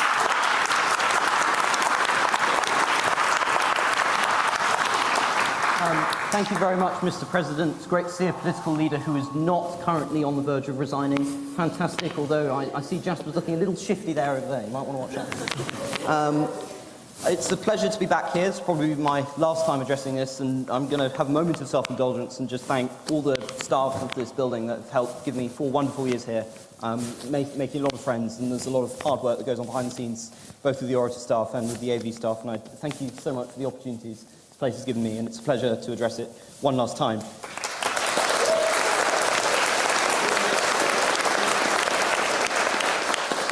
I want to start by 2 important caveats. The first is, I can only speak for myself. I have the great fortune of growing up as a gay man at the age of 21 rather than at the age of 71. And I cannot speak for everyone in this community. As we've seen already tonight, everyone has a diverse range of experiences, and it's not for me to speak over people or speak for people. The second is, at the same time, I understand for many people that it's painful even debating things like this, and I think I heard some of the pain in the opposition speaker's voice. I understand the fundamental pain when your identity is called into question, where you are constantly subject to gaslighting by others. I do believe that the best way to proceed is through civility, is through respect, and it's through open conversation. I do believe that. I understand it is painful, but I believe we must proceed in that calm, rational, but also truthful way to describe our experiences. When looking at this motion, I wanted to have a look at what modern LGBT activism actually is. And as you shouldn't do, I turned to the British press. And I found some truly terrifying things. The trans threat to freedom. Crikey. Gender ideology relies on censorship to survive. I'm going to be honest. Like, first of all, it's really annoying whenever people like this, and maybe he's not going to do this, I'm kind of cutting him off. But, like, it's really annoying when people just say, oh, the media this. I made a point about that in my Helen Webley video with that fucking Matthew Hodson guy who seems like a fucking massive liar. That's another thing, by the way. I don't know if anyone's going to talk about this. How often are these activist types just fucking lying out their ass to try and, like, radicalize people? I want to tell the truth, you know? But, like, we generalize the media. Isn't it like the cost of a free press? That some of the press is going to say stuff that people don't like or feel invalidates their identity and stuff. Isn't that just a cost of free speech? Ultimately, it's not like we don't have other sections of the media saying the opposite of whatever the fuck this is going to be. And everyone has the right to agree or disagree with whatever. I don't really see what way round there is this kind of thing. Like, I think people like Helen Webley, I wish I kind of mentioned more about her. What seems to be her stance on free speech. But it seems quite worrying, honestly, how much she doesn't seem to think that certain elements of the media should be allowed to exist, when if you want freedom, then people need to be able to be free to express shit that people don't like, ultimately. We're even talking about somebody being turfed out by the trans Taliban. Now, as far as I'm aware, Joe Biden did not leave behind a bunch of US military equipment for the trans people to pick up. No, thank you. But is this again, and again? We're even told that trans activists are little Hitlers. And in fact, what we see is this... So exactly the same as people that call, like, conservatives Nazis and stuff. Like, what am I supposed to care about here? Yes, the media says some crazy shit. It's kind of necessary for the media to be allowed to say crazy shit because we want free speech, ultimately. Cavalcade of negative articles portraying everyone in the LGBT movement as demonic. Well, I read nothing but The Telegraph for a year, and it's transphobic. Wow, incredible. As woke, as out of control.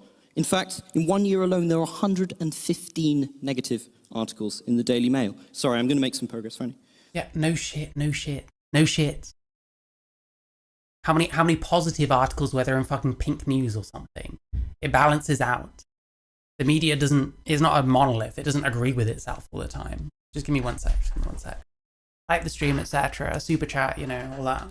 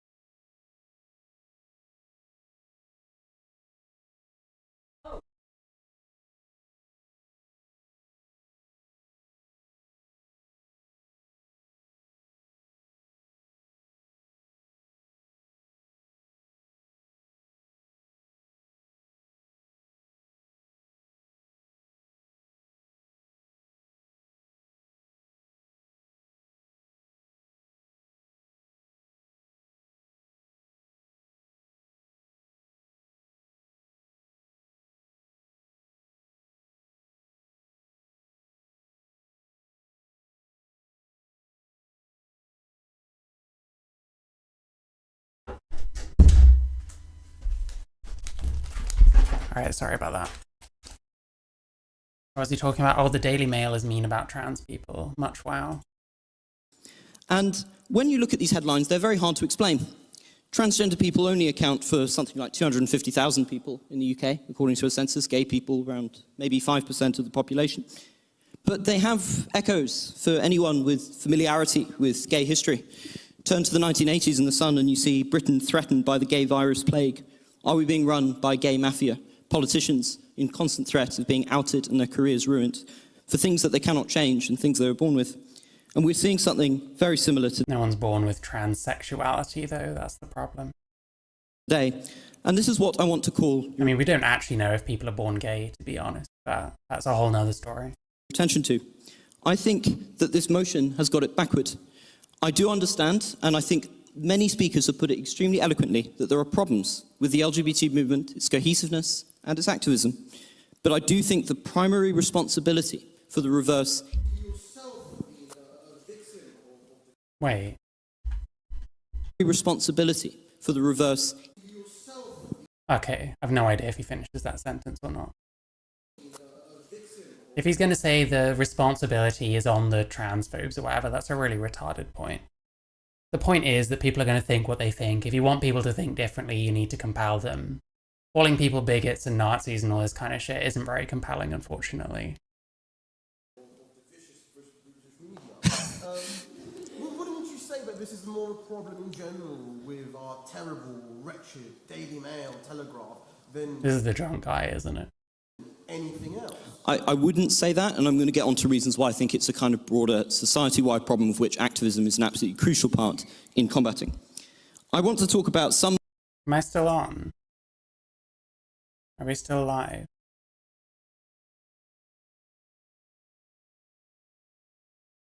Someone say something in my chat.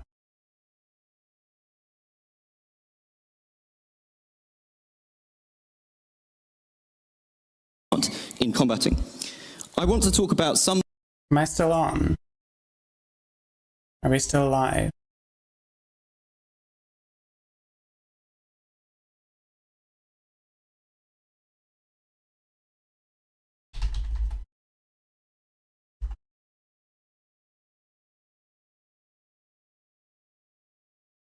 Okay, I think it's working. I think it's working. Okay.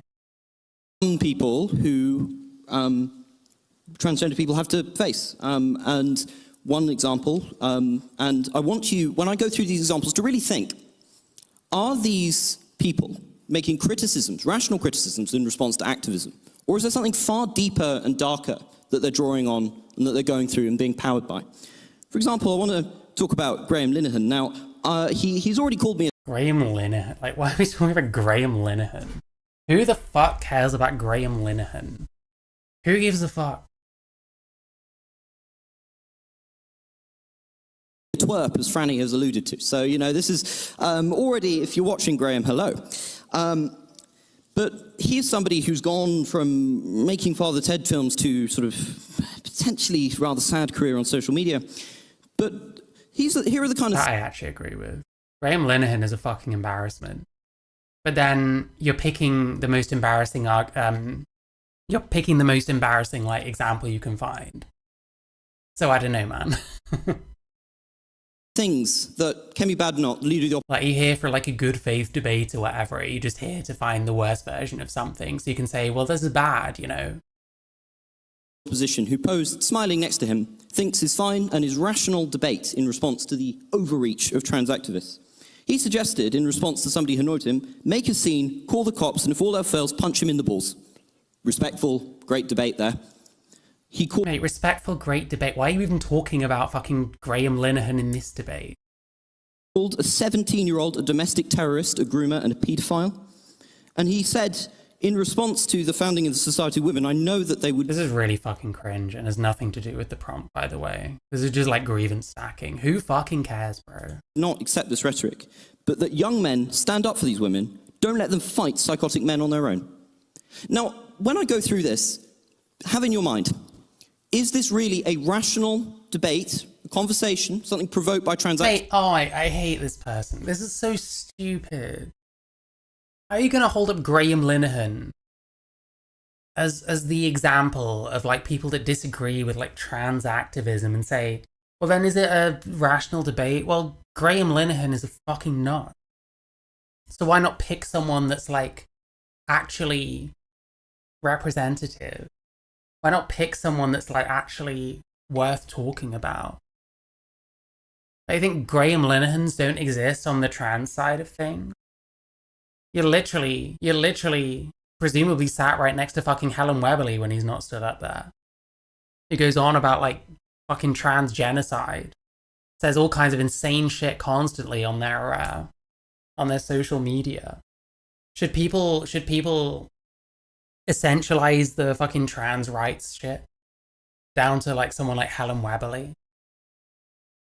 This, or do they have a slightly dangerous image in their mind? And I want to get... We can't generalize, that's the problem. Maybe someone like Graham Linehan does. Maybe Graham Linehan has completely lost his fucking mind. Maybe he got CTE from some unknown cause and his personality completely changed. But he's like one person, you know? Get onto what that image is by looking at some figures who are more potentially aligned with the right. If we look at, for example, the account Libs of TikTok, anyone overly online enough will be unfortunate to have... This is like unbelievably fucking cringe. ...across their putrid content. But what you see in the language there was, again, these conspiracy theories recycled from what we had to face 40 or 50 years ago that still lurk in the back of the collected mind about gay people being paedophiles and aggressive and potentially seducing children. They call people child molesters, pedos, groomers, and butchers. This is the kind of dehumanized... I'm going to make some progress. This kind of dehumanizing language that is constantly going on. They call LGBT people a cult, the person who founded this website, saying, I think they're evil. Sometimes we try to break it down a lot, and we discuss why it is happening. I think the simplest answer is they're just evil. They're just bad people. Like, the problem is, like, we'll do all this kind of shit. So then, why is TRA shit offering the solution to this? Why is continuing the way we are the way to deal with this kind of shit? Because it kind of seems like, love him or hate him, people like Graham Linehan's beliefs are getting more popular, you know? So isn't this like more evidence that it's not working? That you're kind of getting ganked in some ways by some of the most retarded fucking people on the internet, some of the most embarrassing people fucking going? I don't know, man. What are we actually saying here? They're just evil people, and they want to groom children. That is simply, I'm just going to make some progress, that's all right. That is simply straight out of the old homophobic playbook. And sure enough, Ron DeSantis embraced it, and instead of being used to push back against the supposed excesses of trans... Okay, so why wasn't the trans activist movement pushing vote blue no matter who then? If we're going to include like fucking Republican lawmakers and shit, who presumably are at least somewhat organized under Donald Trump, why was there no movement to make sure that Donald Trump didn't fucking get into power, coming from like the TRA movement? If this is the kind of shit you're concerned about. Hasn't activism failed again? Activists, it was used to pass a draconian don't say gay law which shut down conversation. We see the same with Posey Parker, who's aligned with the far right in Britain. And the point I'm trying to raise by this is simple. There is often an effort, an enormous psychological effort put onto transgender people to be the perfect model activist, whilst having... Not really true, but okay. ...the most dehumanizing, cruel, and reprehensible insults thrown at them, their identity, and increasingly a campaign... Evidence on Twitter and newspapers you can just not read, but okay. ...that does not want them anywhere near public life at all. In fact, their mere presence is enough to provoke outrage, that they're a threat to women, that even in... just if they appear in public, they are apparently putting on woman face, which is another lovely thing that they've come up with. When you look at this, and this is what I want to get onto, you are drawn to the inescapable conclusion that some of the old prejudices about those who do not conform to the heteronormative model of a man and a woman with children being maligned as groomers, being maligned as threats to children. There are people with really extreme anti-trans positions. Yes, I agree. There are people with really extreme positions in lots of ways. This is completely pointless. Are potentially more alive than was thought. And that gets me on to my second point, which has been alluded to by there's a second point. Fucking hell, get the fuck on with him. Other speakers. The scale of success for LGBT activists was rapid by all historical standards and has left potential ruptures in society in its wake. Just 40 years ago, only about 10% of the population agreed with gay marriage, and large portions viewed us as sinful, as disgusting, as perverted. Many things that are now hurled at trans people today. And within a generation, that had become socially taboo and unacceptable. Support for gay marriage, according to Nate Silver, rose by 2.5% every year, which is Building himself up for a career in politics. Wouldn't be surprised, yeah. almost unthinkable in terms of social changes. But the more things change, the more they sometimes stay the same. These forces are still out there. There is powerful American evangelical money that still wants to profit off our division and off demonizing those who do not fit the kind of model and society that they want. And I think it would be a shame for us to blame activists for this failure, when what we've seen is an extraordinarily powerful and coordinated effort to demonize... I think this is actually a huge problem. I think we need to stop blaming everyone else for our failures. I think we need to stop blaming the other side. There was... what was that video I watched? I think it was Mr. Girl talking about gender identity. And he made an interesting point that I haven't really heard much, which is that you get, like, progressives that, like, will blame the right for their shit not working or being impossible to implement at the moment, so that they don't actually have to really kind of stand on business for their belief. Because it's never really going to be proven what would happen if you just let every single child that is vaguely gender non-conforming transition immediately. They're never really going to necessarily know what the end goal of that, the end state of that position is, because the other side is stopping it. So they can just perpetually be like, well, the right are doing this, so, you know. Like, just what failure. When what we've seen is an extraordinarily... Yeah, we're blaming, oh, the other side is powerful. There is money in both sides. There is money everywhere. You can't blame the other side and then just carry on the same. Well, then the other side's beating you. Well, then you do need to change. It's, like, preposterous. I hate this kind of shit, man. You can't blame the right for your failing. They're winning for a reason. So then you might need to change. Powerful and coordinated effort to demonize... I'm going to make some progress. Sorry, I've only got 1 minute. To demonize transgender people.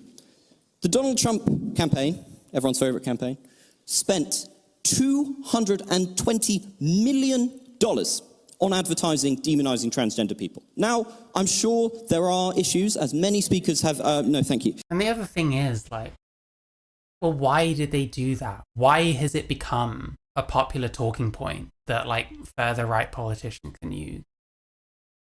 That hasn't come from nowhere. They're saying what people want to hear. Why do people want to hear anti-trans shit? What is it that's bothering them about it? But we don't want to listen. We want to shut any of those kinds of people out of the conversation. I remember having a conversation with, like, some progressive type where I did call-ins a few weeks ago. It's like any time we got to a position where it's like, well, some women disagree with, like, trans people in certain spaces. Oh, well, who cares what they think? Well, those are fucking voters. Those are people that are going to be reached by anti-trans shit, you know?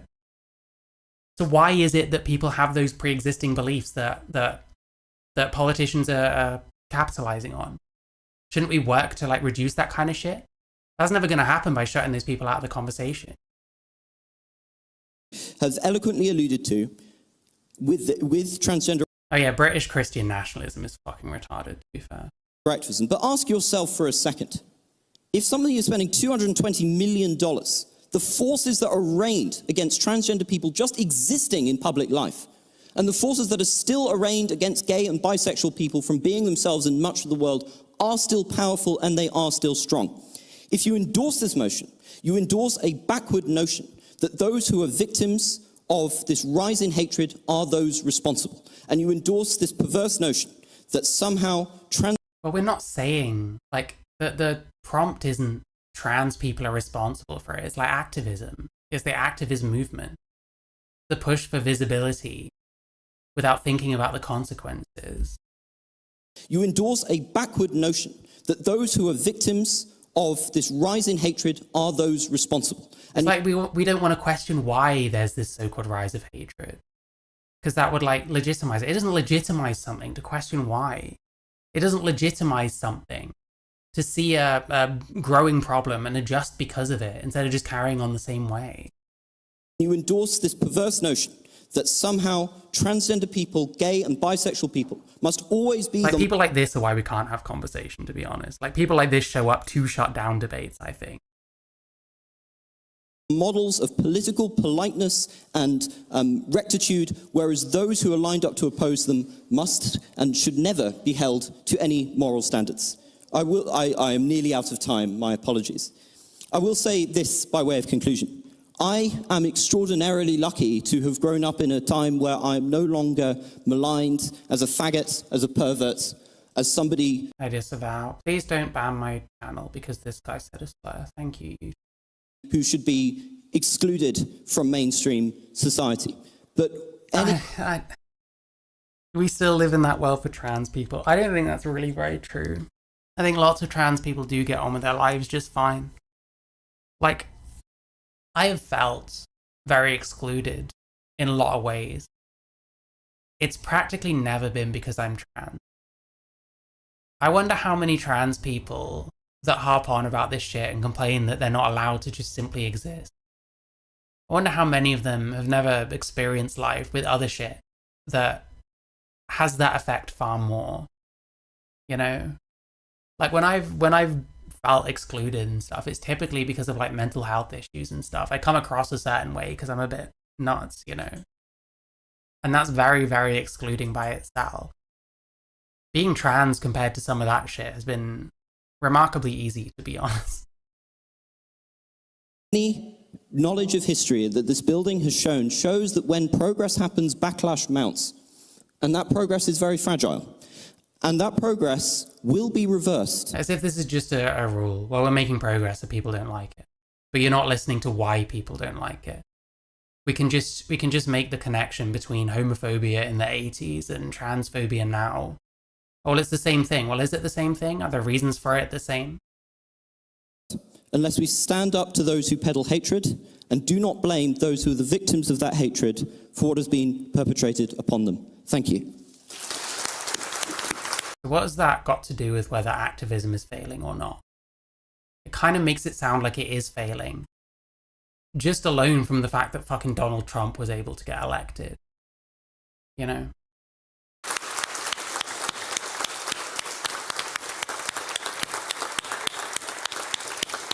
Thank you, Sammy, for that fine speech. We now move to our final round of floor speeches. Do I have anyone looking to make a speech in proposition of the motion? We'll go right at the back there.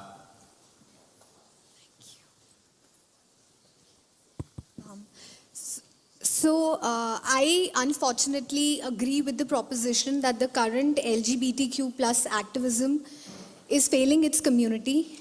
And I think if we just start with the construct, LGBTQ plus construct, from an a priori sociological analysis, then it brings to the fore that it kind of glosses over the power relations that exist within the different segments of the LGBTQ plus community, the queer community.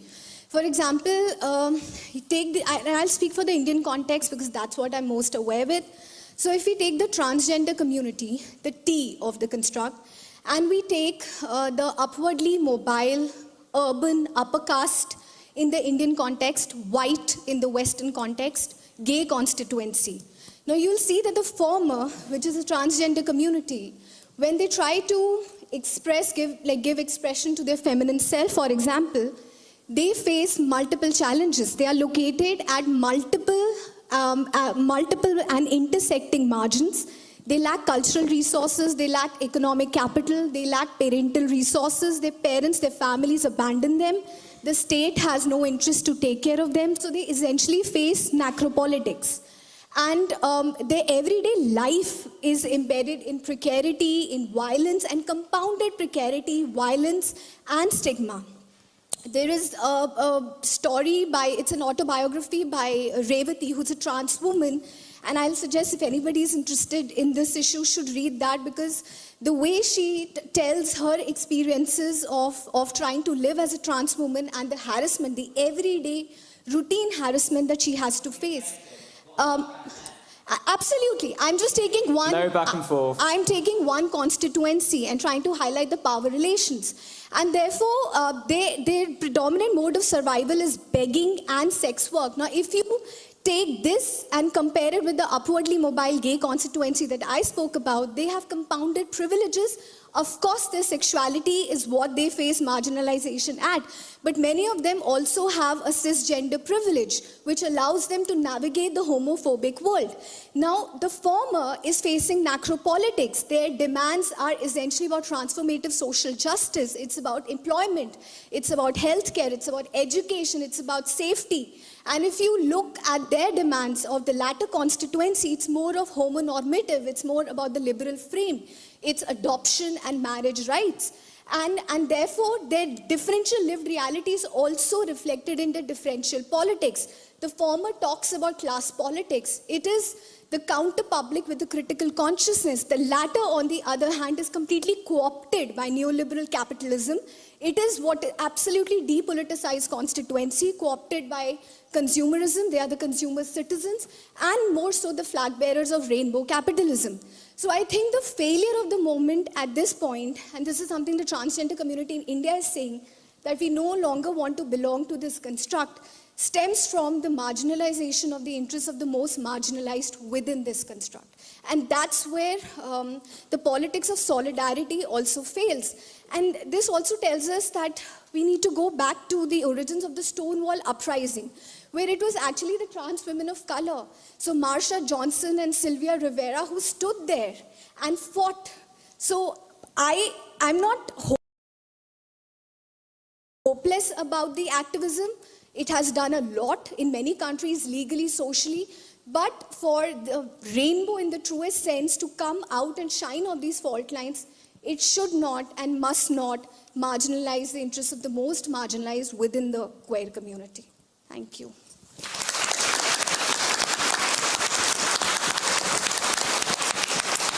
Thank you for that fine speech. Do you have anyone looking to speak in opposition to the motion?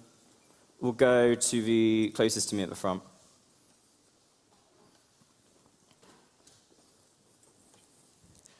Yusuf Maudlin.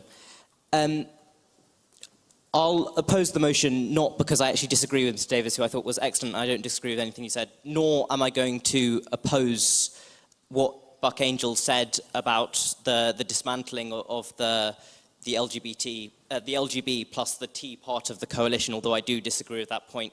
I just want to specifically oppose the claim that was made that when progress was made through the 60s, through the 70s, and through the 80s, that progress was entirely made at the hands of gay men. That it was suggested that it was gay men and not gay women and not transgender people who drove forward that success. We've already heard about Marsha P. Johnson and about how at Stonewall, the presence of black trans people and drag queens was incredibly influential to that movement. But in this country specifically, when we talk about the AIDS crisis and we talk about the lesbians who served as nurses because no one else would help care for the gay men who were suffering from HIV/AIDS, when we talk about Peter Tatchell, as we heard earlier, and when he campaigned in the 1983 Bermondsey by-election and faced more outrageous homophobic abuse than has ever been known in any political race that has ever happened in this country, he marched along transgender people, he marched alongside lesbians. When Outrage was set up, when Stonewall was set up in this country, that at the forefront of the founding of those movements were lesbians, were transgender people that drove forward change, and their erasure from our history should not be permitted. And so I won't accept, and I will oppose the notion that it was entirely gay men who drove forward progress, because I think, frankly, that is ahistorical. My thanks to the member for his fine speech. And finally, do you have anyone looking to speak in abstention of the motion? We'll go to the front there. Hello, Serena from Newnham. I would like to take Yusuf's point a bit I think this person was interesting from what I remember. further and argue in favor of abstention from this motion, because I believe the construct of the LGBTQ plus community is incoherent. This is a community that does not and actively opposes the rights of lesbians to this day. And I want to just list a few examples from the past few years that illustrate this point, that the L in the LGBTQ plus is really never part of the LGBTQ plus. In Australia, for years now, lesbians have not been able to legally gather in lesbian-only events. They have been required to include men who identify as lesbians in those events, thus making these events hostile to many women and making them no longer lesbian events. Lesbian dating apps are full of men. I'm telling you, these apps are terrible, and you cannot filter. If you try to filter, you... This so far is like, I agree, it's very first world problems. I'm not sure. You will be banned. Cotton sealing rhetoric in the past decade and a half, this notion that it is sort of somehow the final frontier for trans-identified men who call themselves lesbians to sleep with real lesbians. This is some kind of civil rights struggle to have sexual access to women who... Economically stable trans people could not give a shit about these issues. Rights really are not the main issue, it's economics. Yeah, I think I'd agree. I mean, like, we're not really missing much in terms of rights. People tend to, when they talk about, like, people tend to talk about fucking... What am I trying to say? Hang on.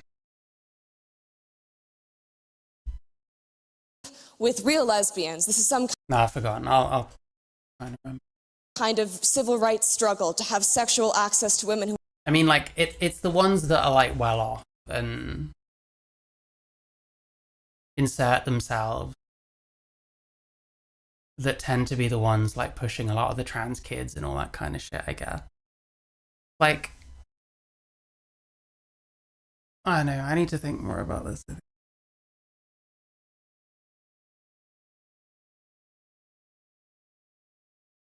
But I think fundamentally we're not really missing rights. A lot of people complain about people being mean to us in the street. Oh, I can't exist in public. Well, you can exist in public. Maybe you should just put headphones on more often so you can't hear people shouting shit at you from van windows. I don't know. Who are not interested in them. The Michigan Women's Music Festival... I think what I would agree with, it's a bit like the healthcare thing. Instead of, like, going on about, like, trans girl guides and, like, trans women in women's sport, like, why isn't there more, like, effort to help trans people get out of poverty if trans people are, like, more likely to be in poverty, you know? It does feel like a bit of a rich man's game to be complaining about, oh, well, trans kids can't have puberty blockers in this country. It seems like an insane thing to give a fuck about next to how many people are in poverty. And you're always hearing it, like, I don't know. When was the last time that fucking Katie Neves person talked about this kind of thing? She can swan about at fucking awards ceremonies and shit. She can go on about her stupid fucking friend that's suing the Labour Party or whatever. She can go on fucking ITV immediately after coming out.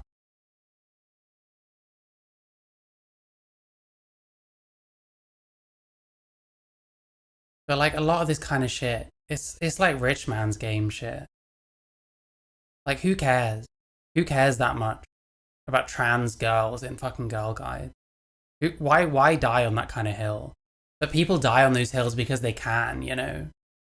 Like, it's not going to have any effect on this person. They don't give a fuck, you know?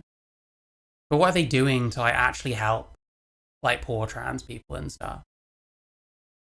Like, if their activism was more focused around uplifting the people that are struggling, then that'd be cool.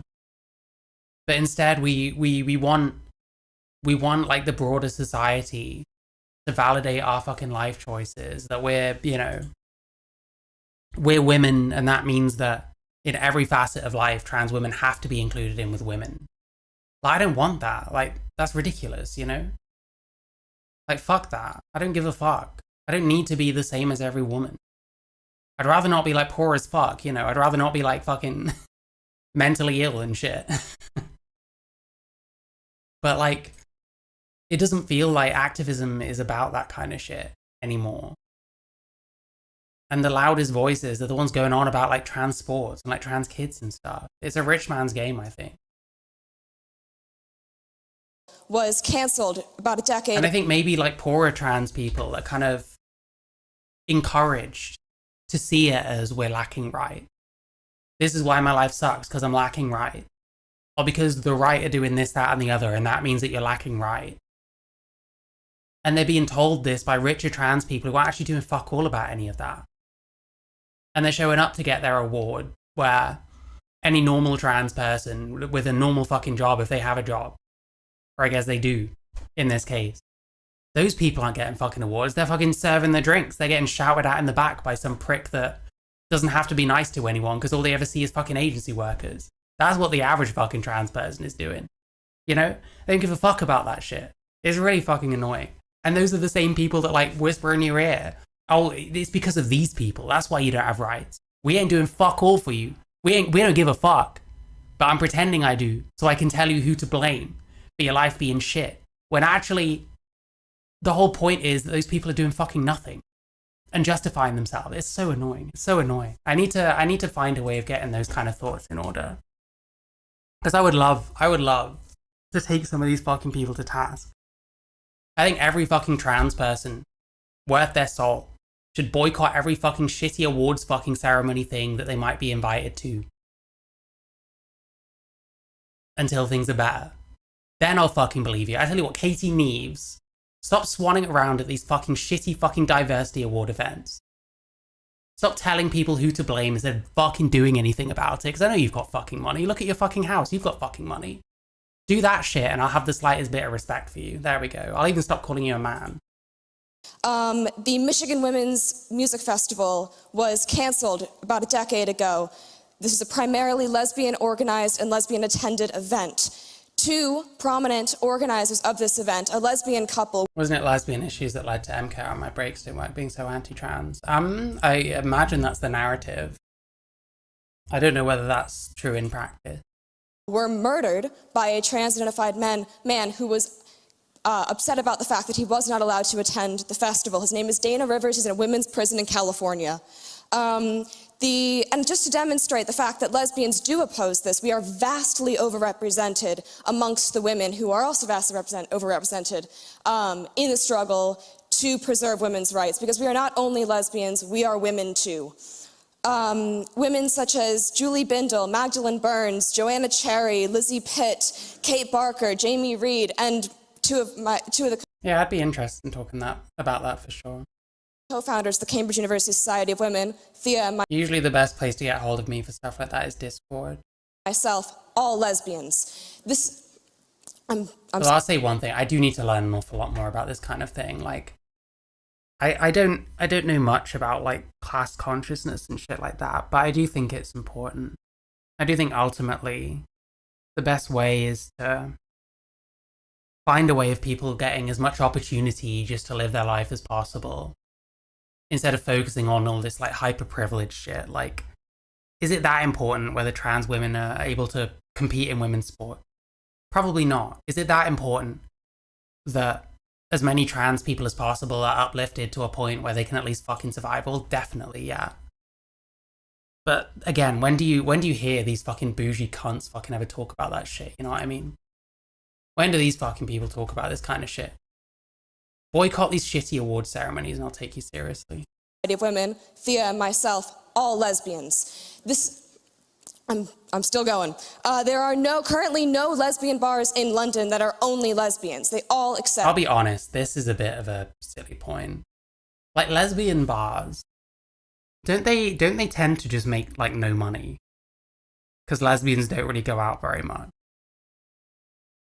Like, most gay bars are just kind of everyone welcome. Aren't they kind of primarily relying on like the custom from like gay men and stuff? Well, I don't know. Whenever I went out to like gay bars and stuff, they've always been mixed. I've never known anywhere. I've never lived anywhere that's had like a lesbian bar specifically. Like, usually you're seeing a lot more gay guys than lesbians, and you see lesbians and stuff, usually because they're out with their friends. But I don't know if it's very viable. I'm sure wasn't there a Kidology video about this? Men. Well, not the video was about this, but I'm sure she talked about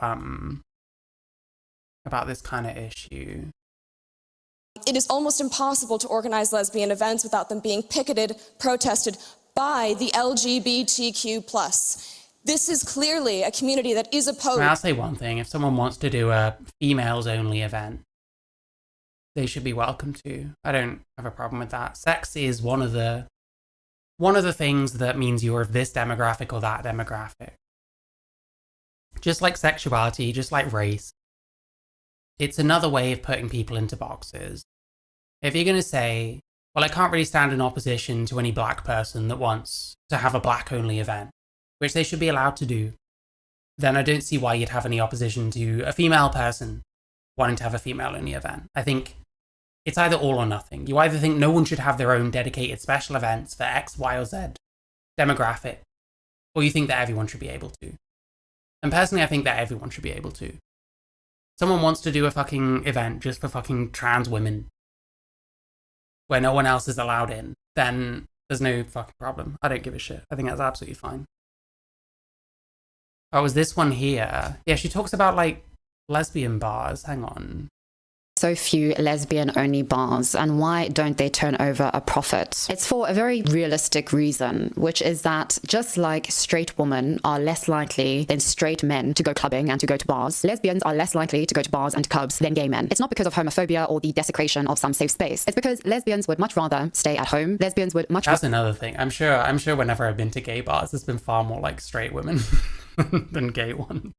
Rather have a lesbian brunch out in the daylight where they can actually see and hear people who they're speaking to and form real meaningful connections with somebody, then engage in casual sexual encounters. Just like a straight woman would rather engage in meaningful connections and meaningful sexual encounters than casual sexual encounters and hookups. And this is why gay clubs and gay bars are so much more successful and are so much more prevalent in today's age of greater acceptance of LGBTQ plus people than are lesbian bars and lesbian clubs, because they don't turn over the same kind of profit, because they don't attract the same kind of loyal, eager audience of people who are going to come. Yeah, this one was about queer Kiwi. Like, giving a straight person shit for being in a gay bar, which is fucking ridiculous. I mean, queer Kiwi is a fucking poser, fucking dickhead, to be honest. Absolute fucking loser.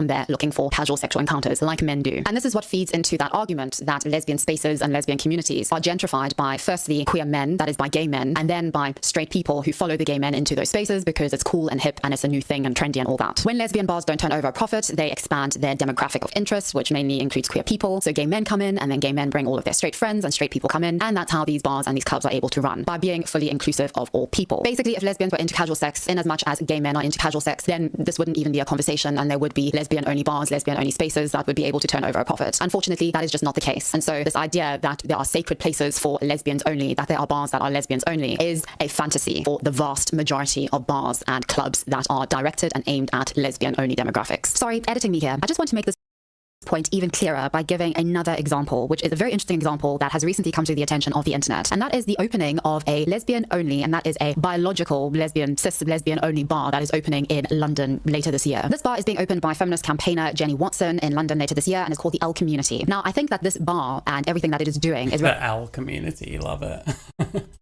Jenny Watson in London. So this is for, yeah, she's trying to fund it using like a subscription model rather than the way you normally would. I mean, like, good luck to them. You don't really know what's going to happen. I wonder what became of this, actually. This video is from a couple of years ago. More than a couple of years ago. L Community.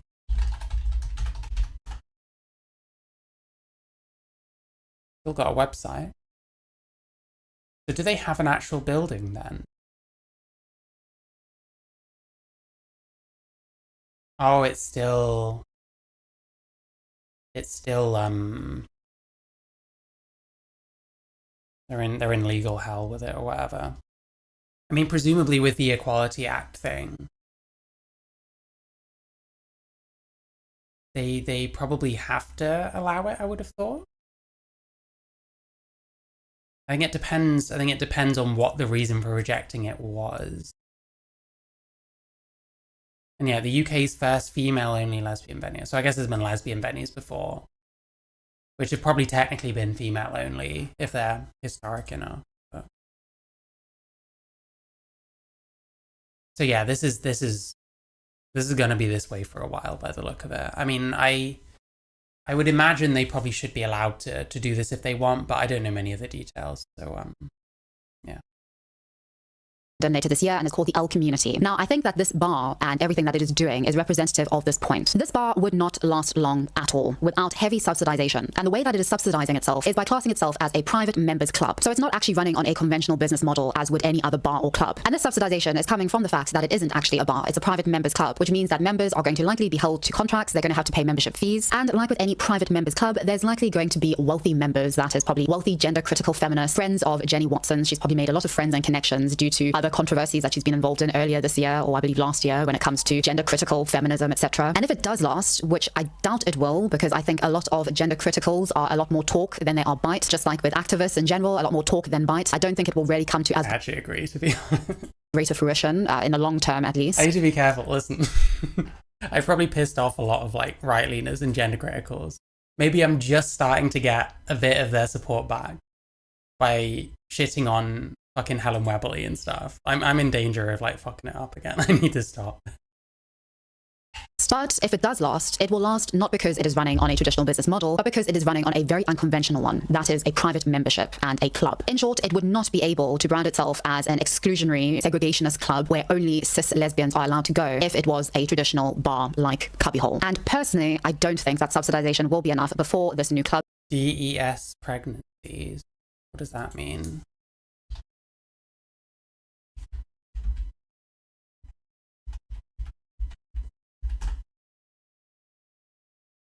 Oh, I think I read a study about this. Hang on. I think this was mentioned in a study that I probably have somewhere. Let me just find my trans brain strip. Because there was I think it was that Dick Swab. Dick Swab and someone else. Yeah, his name's Dick Swab. I'm not making fun of this person. It's just what he's called. Fuck, where was it? I think it was Swab 2009. Let me just see if I can find it very quickly. I'm not in a super rush because I don't have anything else planned today. So. Was it this one?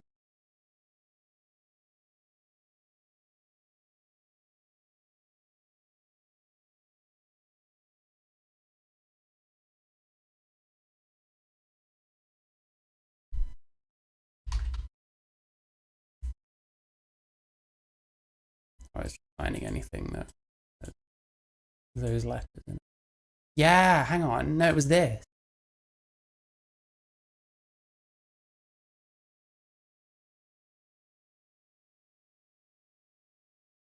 Epileptic women who are given phenobarbital or diphantoin,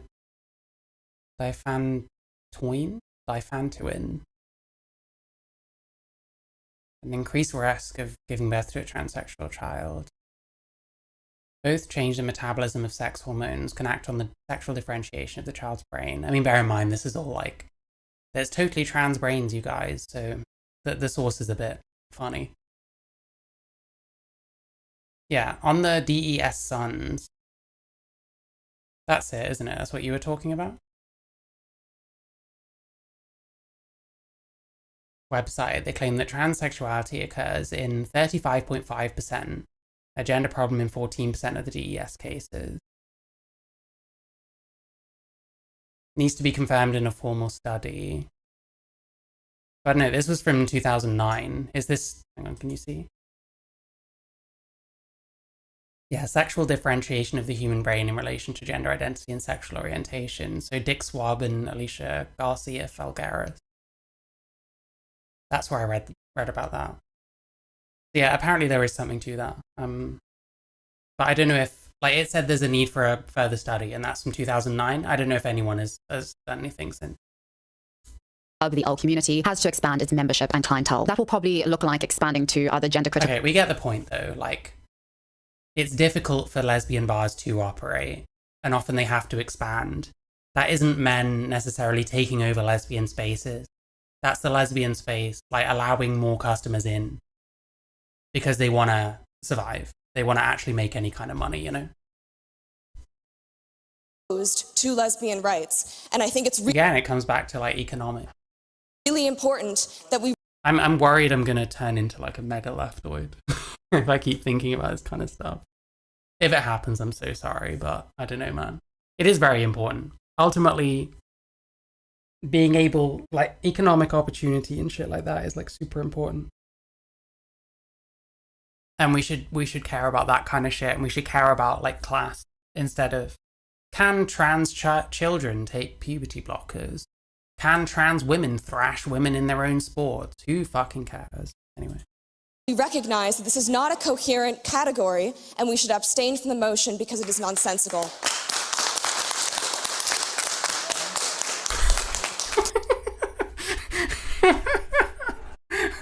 Buck is such a fucking spaz, man. Sensible. Right in her face. How far away? There's like, that looks like a foot, maybe 2 feet, like fucking gap.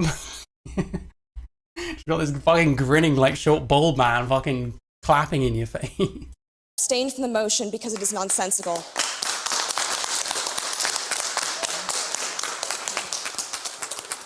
My thanks to the member for her fine speech. We now return to our paper speakers, and closing the case for the proposition this evening is Maeve Halligan. Maeve is an Can I get a dick swab?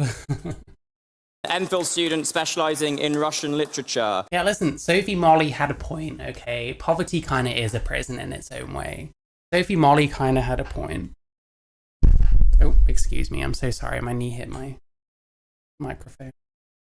She is a founding president of the Cambridge University Society of Women and a commentator on issues of women's rights, freedom of speech and youth extremism. Maeve, you have the ears of the House.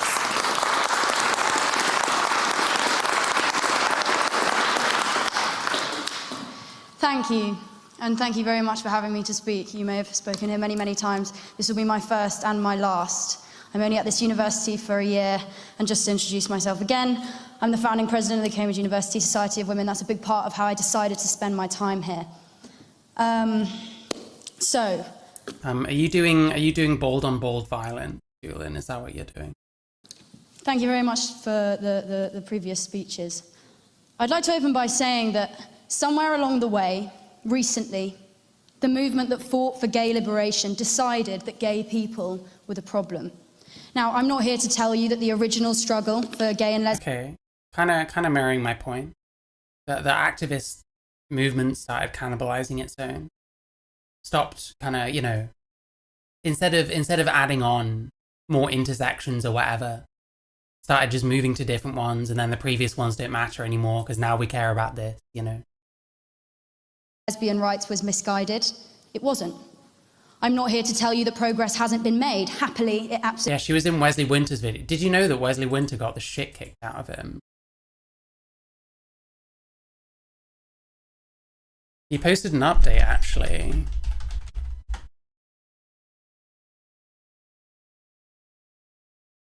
Yeah, he got the absolute shit kicked out. He keeps changing the title of this video. He got attacked by Antifa in France, apparently. Showed up to a foreign country. Showed up to protests in a foreign country with no, like, bodyguard or whatever. Absolutely not. What is this? Oh, nothing. Nice. Absolutely has. I am here to tell you, though, that the activist movement that was built to protect gay and lesbian people has, in significant and measurable ways, and as my friend and co-founder just elucidated, it has abandoned gay, lesbian and bisexual people. And those paying the highest price for that abandonment are increasingly also children. After founding the society, I've been shouted at in the street, dubbed a fascist, spat at, insulted for how I look, contacted online with rape and death threats. You talk about hatred, I can tell you all about it. Everyone is mean to each other. A woman trying to... I mean, this, honestly, like, when people are like, oh, I can't leave my house because people are mean to me, it is a bit kind of... Or like, oh, well, the media's always saying mean shit, or like, people are being mean on Twitter. Like, that is just... Everyone has to deal with that, man. Actually, everyone doesn't have to deal with that, because most of that shit you can tune out.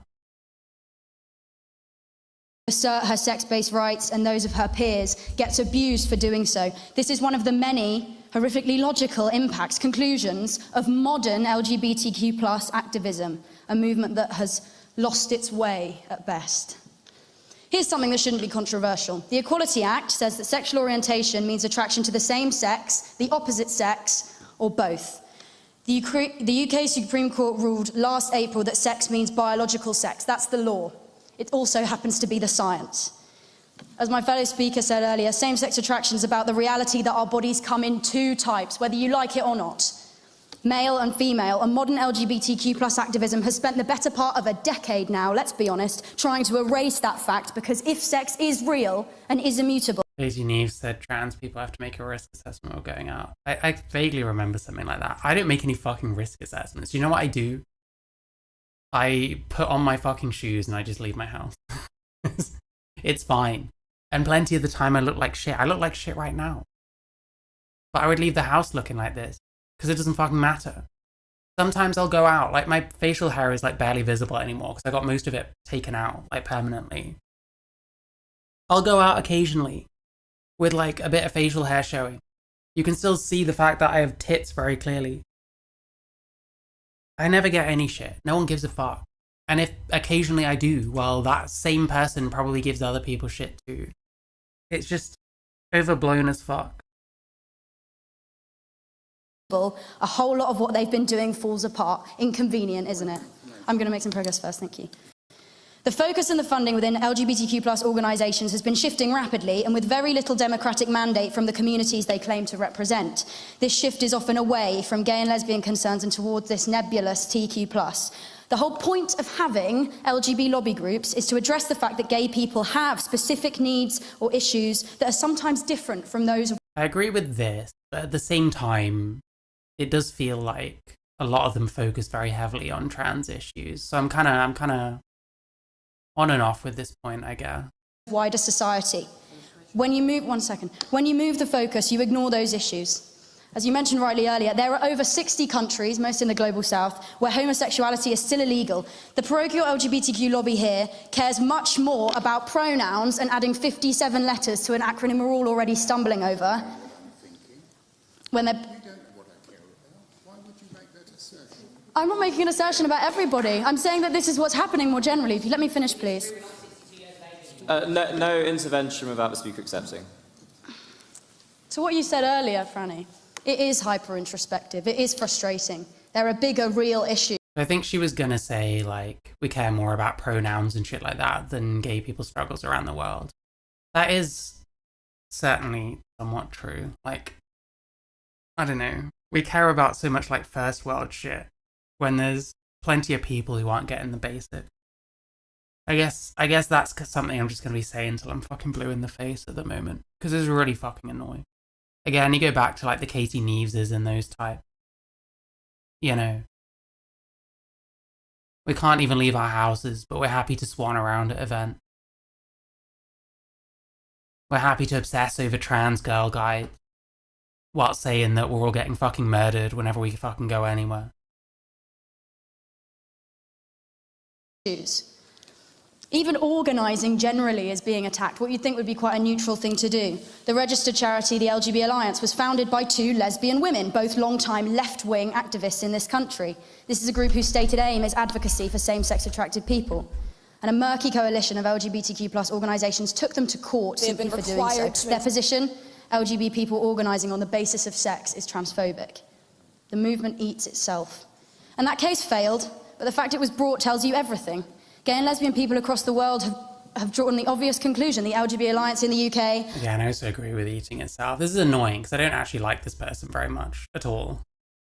I'll show an example of the kind of issue I take with someone like this in a sec. But there is a fair amount of truth to the stuff she's saying. There is another quote I need to get to as well, because she says something really kind of dumb. But I don't know if it was taken out of context or not. Equivalent groups across Europe, South America, Australia and beyond. When a community starts building these get-outs, ask what they're escaping from.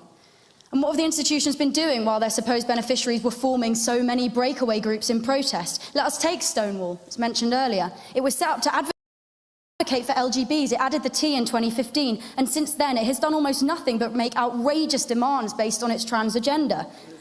As my friend mentioned, It has literally run workshops for lesbians to unlearn their objection to male genitalia. In activist spaces, as she said, this is called breaking through the cotton ceiling, by analogy, just to make clear. Wait, what is this? I've not heard of this.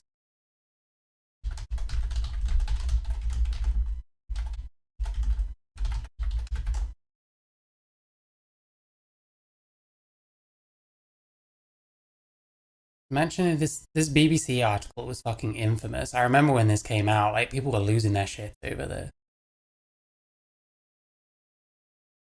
Oh, by the way, why didn't I include this in my BBC video? I made a video about how I thought that all these, like, allegations of the BBC being, like, captured and, like, extremely biased pro-trans, well, I thought that was kind of bullshit. I didn't even include this fucking article. Does it mention... Fuck, what's her name? There's Rosa Dawn.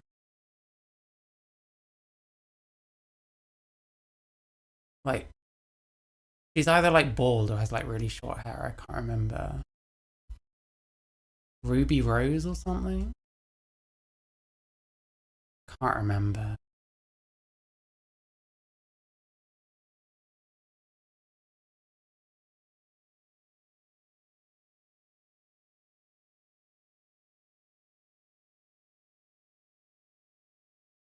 Yeah, what was this?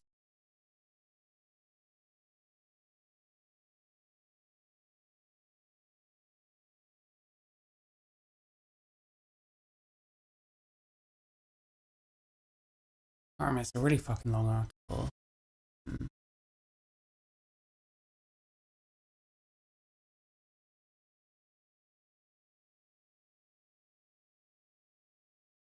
Breaking the cotton ceiling means being able to have sex with a woman.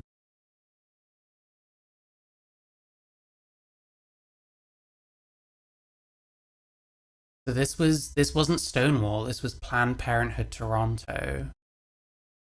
So this isn't as big of a, it's a specific branch of an organization, I guess. But Planned Parenthood isn't worldwide, it's like American. Overcoming the cotton ceiling. I mean, if the cotton ceiling refers to being able to get into a woman's pants, then this is fucking wild, Overcoming the cotton ceiling. Breaking down sexual barriers for queer trans women. That does sound like rapey. Like, I'm not gonna lie. That does sound fucking insane. As a supposed trans woman who dates a lesbian,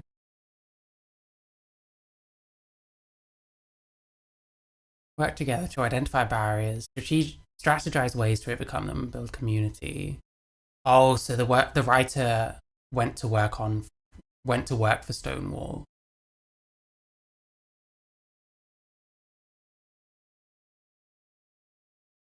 Was never intended to advocate or promote overcoming any individual woman's objections to sexual activity. Yeah, it just sounds... I don't know what the actual thing was. Just the optics are, like, fucking horrendous. It just sounds rapey as fuck.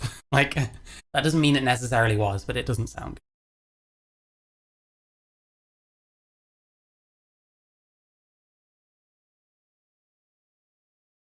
Riley J. Dennis argued that dating preferences are discriminatory. If you said you wouldn't... I mean, they are discriminatory.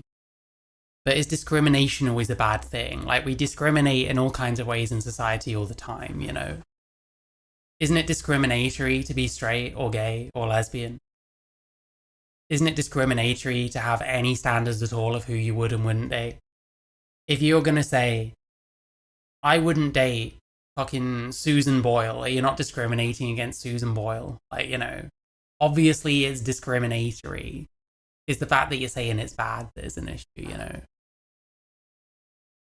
Like, you're allowed to discriminate on who you're fucking dating, obviously. Like, I'm guessing Riley J. Dennis was pretty fucking cringe. I'm guessing it was, like, oversimplified. Trans inclusion everywhere. Again, we don't give a fuck about trans people's, like, material conditions and shit. It's just, well, I feel like I'm a woman, so I'm going to go to the ends of the earth to try and make fucking society agree with me that I'm a woman in every conceivable way. That isn't actually what trans people need, though. That isn't actually what trans women need, though. If trans women are under no threat using the men's toilet and can still live their lives as trans women, then is it the end of the world if they're not allowed into women's spaces? Not really. So the answer is, we need more acceptance of gender nonconformity. We need men to stop, calling any remotely feminine-looking man the F-slur or whatever shit. Dating preferences are sacred, I agree with you. If I'm discriminatory because I wouldn't date Riley J. Dennis because I don't find Riley J. Dennis attractive, then I'm discriminatory, and I'm fine with that, and I don't mind. That's not me being transphobic, because there are trans women that I would date, probably. Just not this person. I don't know who Danielle Pigolini is. Is still up.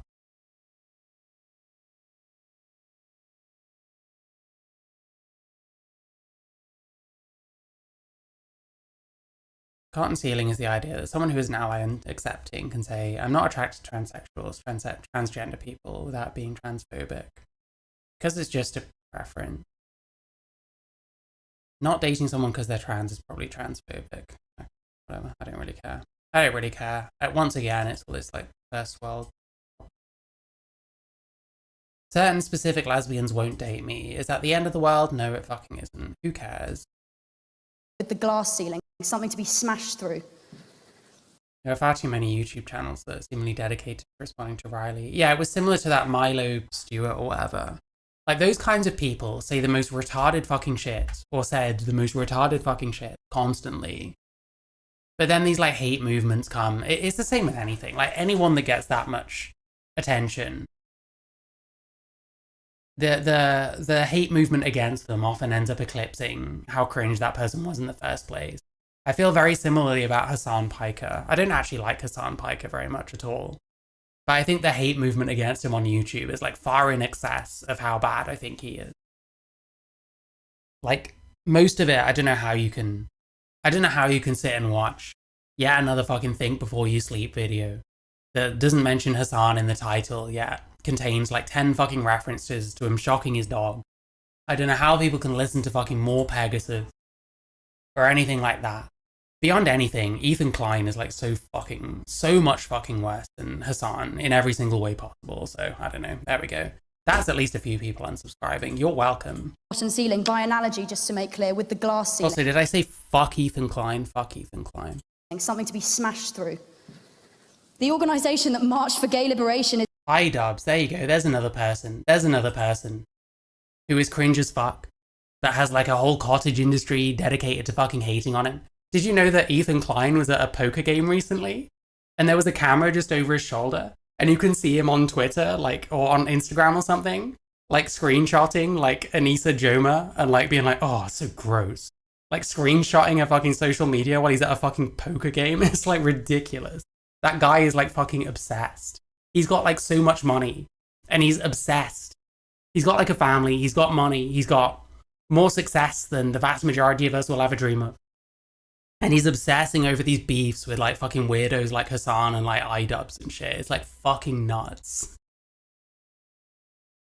I deserve someone to date me who is attracted to me, not just taking a bot. Oh, thank you. Well, I have someone like that. I've been with my partner for, 9.5 years. Is now running seminars on overcoming lesbians' resistance to men. I'll let you decide what word you want to use for that. I'll ask you... Sounds rapey. Directly, does progressive come to mind? Not really, no. Over 80% of males, by the way, let's be clear. Over 80%... Actually, no, it kind of does make me think of modern progressivism, because too often it's about inclusion at the cost of literally everything else. So in a way, it does kind of say progressive to me, of males who identify as transgender lesbians retain their male anatomy. The majority are, by any prior definition, heterosexual men. And the movement that was supposed to protect lesbians is instead providing ideological cover for them to be coerced. When you ask how modern activism fails its community, you could start right there. And let's briefly talk about children. The Cass Review was published in 2024. It's the first authoritative, independent review of paediatric gender medicine ever conducted in the world, and it's accepted as such by every medical organisation in this country. Its findings... I guess technically I guess technically that's probably true. If you're going to say that, then you have to give a bit of credence to all the people that say, oh, well, every major medical organization in America agrees with trans healthcare or whatever. Were depressingly and entirely... The BMJ, was it the BMJ? Not the BMJ, the BMA, the British Medical Association. They were against the cast review and then kind of moderated, and now I think they're accepting of it. I think, listen, the hate for the cast review is so fucking overblown. You look at the recommendations, they're fine. I don't know. Every study has strengths and weaknesses. The same people that constantly go on about how the cast review is completely irredeemably fucking broken and poorly done methodologically, they're the same people that cite all kinds of shitty studies that say absolutely fucking nothing of value. Because you look at the methods and you look at what they're doing to blind anything, you look at what they're doing to, you know, actually measure whether someone is better off having transitioned or whatever. Often it's like fucking nothing. Often there's like almost no follow-up. You know what I mean? Like, too many people don't have a consistent way of analyzing studies. It's just, if I agree with it, there's nothing wrong with it. If I don't agree with it, I'm going to suddenly become a fucking expert on analyzing studies. And here's every single tiny thing wrong with it. And then it's like, well, your shit says this. So I don't know, man. predictable if you've been paying attention. The Gender Identity Development Service, or GIDS, at the Tavistock, which for years was the flagship institution of gender-affirming care for young people in the UK, it's been closed down. It was closed because it was found to be harming children, not metaphorically, physically, psychologically, and irreversibly. Is that true? I thought it was closed down more because it was operating in an extremely subpar way, where they were like rushing kids. I guess maybe you could say it's that. Maybe you could reduce it that way. Between 60 and 80% of the young people referred to GIDS were same-sex attracted. 60 to 80%. A cohort of children who, in an earlier era, before this modern activism, would very likely have grown up to be gay or lesbian, but they were instead placed on a medical pathway involving puberty blockers, cross-sex hormones, and in some cases, surgeries. This was because they didn't necessarily conform to archaic, empty, sex-based stereotypes, like how they dressed or wore their... There is something to this as well. Like, in the DSM for childhood gender dysphoria, it is literally just gender nonconformity. hair. I know, I'm like... I honestly don't know what it would take for me to start being more accepting of, like, transitioning kids. There's just so many fucking problems with it, man. I think I need to do more of a dedicated, like, video. Because, like, in the Helen Webley one, I wanted to stay fairly neutral and stick to stuff that's less subjective and more... Clearly there are problems here, you know? And I didn't want the video to be, like, fucking hours long, because I fucking hate assholes that think I want to watch a fucking 4-hour video about literally anything. Do I know what happened with it? Well, my understanding was they were rushing people through. They were not following up with people. They were not keeping records and stuff like that. A big problem, like the cast review. I'm sure casts wanted, like, their records and stuff, and they couldn't produce almost anything. It was just really poorly run by the sound of it. And then obviously the Kira Bell thing came along. It became clear that they weren't screening anyone and just treating anyone that said they were trans. And, you know, obviously that isn't a good model. And it's very difficult to know what to do with, like, dysphoric children, which is why I think it's just... I don't know. They're hopefully still doing that puberty blockers trial, which I'm actually for. I'm actually in agreement that there should be one, because we need to start answering some questions. There's demand for the treatment, but the treatment doesn't seem to have much benefit and might have a lot of unforeseen, like, problems, you know? Like, my understanding was it was just very poorly run and created the kind of conditions for the likes of Kira Bell to come up. Time to Think by Hannah Barnes. Yeah, that's a good thing to read. I haven't actually read it myself, but I've heard it's decent. There was, if you go on... Fuck, it's probably on YouTube, actually. There was films by the BBC. The BBC, who is extremely pro-trans, apparently, by the way. The BBC, who is, like, pro-trans biased, according to the fucking Telegraph, of all people. Oh, shit. So Hannah Barnes and Emily Maitlis and Deborah Cohen, I think it was, did a series of like short films. If you look up these videos and like some of the stuff Hannah Barnes has talked about, and like some of Deborah Cohen I think's reporting as well, there was some really good stuff coming out around 2020 or 2021, I can't remember, about the Tavistock, so that's probably a good place to look. I went through a bunch of it at the time when I was talking about the BBC, but I can't remember all of it offhand. So I think you could say that she's like, I guess, reducing it down to something that is kind of somewhat emblematic of it. Toys they played with, friends they made, and clinicians who raised concerns, by the way, who tried to do their jobs, they were marginalised. Whistleblowers reported a culture in which questioning a child's self-identified gender was treated as a safeguarding failure rather than as a safeguarding duty. They had a very, very dark joke that one of the whistleblowers reported. Okay, this is interesting because apparently Helen Weberly made a TikTok about this. By the way, Helen Weberly was literally fucking here. Don't know why she's like reacting to people like afterwards when she literally got to speak after this person. To me, that's incredibly cringe. That's like shower thought shit. It's like when people have like debates on the internet and then go onto their own platform to like react to it and tell the world why they were right, actually. But apparently Helen Weberly took this out of context on TikTok. So she did very clearly say, there was a dark joke at the Tavistock clinic. Questioning a child's self-identified gender was treated as a safeguarding failure rather than as a safeguarding duty. They had a very, very dark joke that one of the whistleblowers reported. At the rate referrals are going, there will be no gay people left. Yeah, so she is clearly saying this is someone's attitude.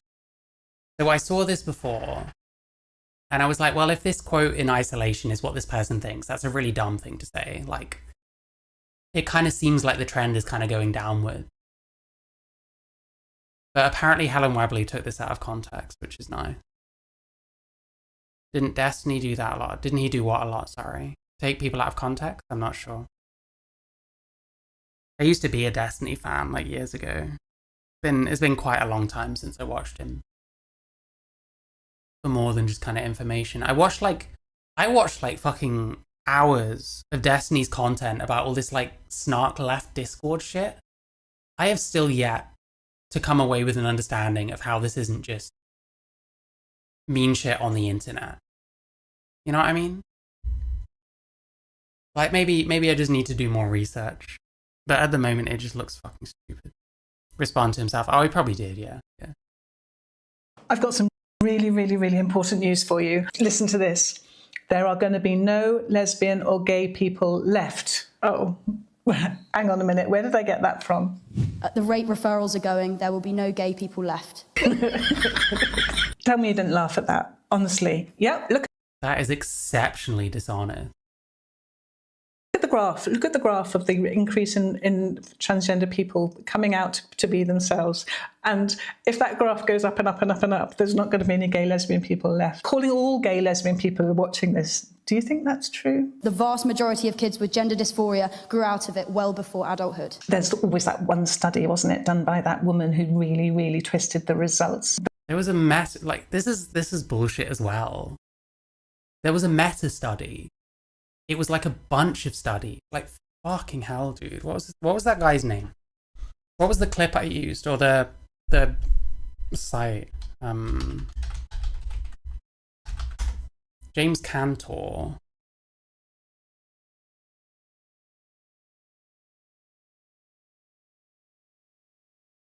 But there was a meta study. I can't remember now, shit. He has like a Substack or something. Well, apparently this guy's weird in his own right, but the thing that he compiled was quite useful.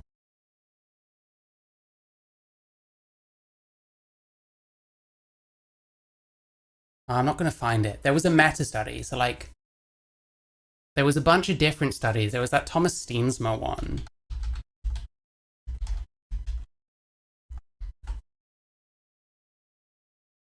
There were two actually by Steensma. It was about trans kids potentially desisting their trans identity if they go through puberty, and people will cite it's like 60 to 90%. That's from a meta study. That's from a whole bunch of different studies, all being studied. So she's saying this, oh, there's one study by this woman. Well, this person is named Thomas, so he's clearly not a woman. So I guess we're just pretending a whole bunch of shit doesn't exist, a whole bunch of evidence. Like, she's just fucking, this person is like so unbelievably dishonest. It's like disgusting. The vast majority, all transgender people, stay transgender for the whole of their life. It doesn't matter what age they are, what people stay. Wasn't it done by that woman who really, really twisted the results? The vast majority. Yeah, that's complete bullshit. No wonder she's not actually citing any of these studies. If she was an honest person and she knew actually that what Maeve Halligan said there wasn't true, what she would say would be, oh, you're referring to these studies. Well, if you look at this on this study, this actually kind of shows something else. But instead it's just, oh, wasn't it this one? It's not true. All transgender people stay transgender for the whole of their life.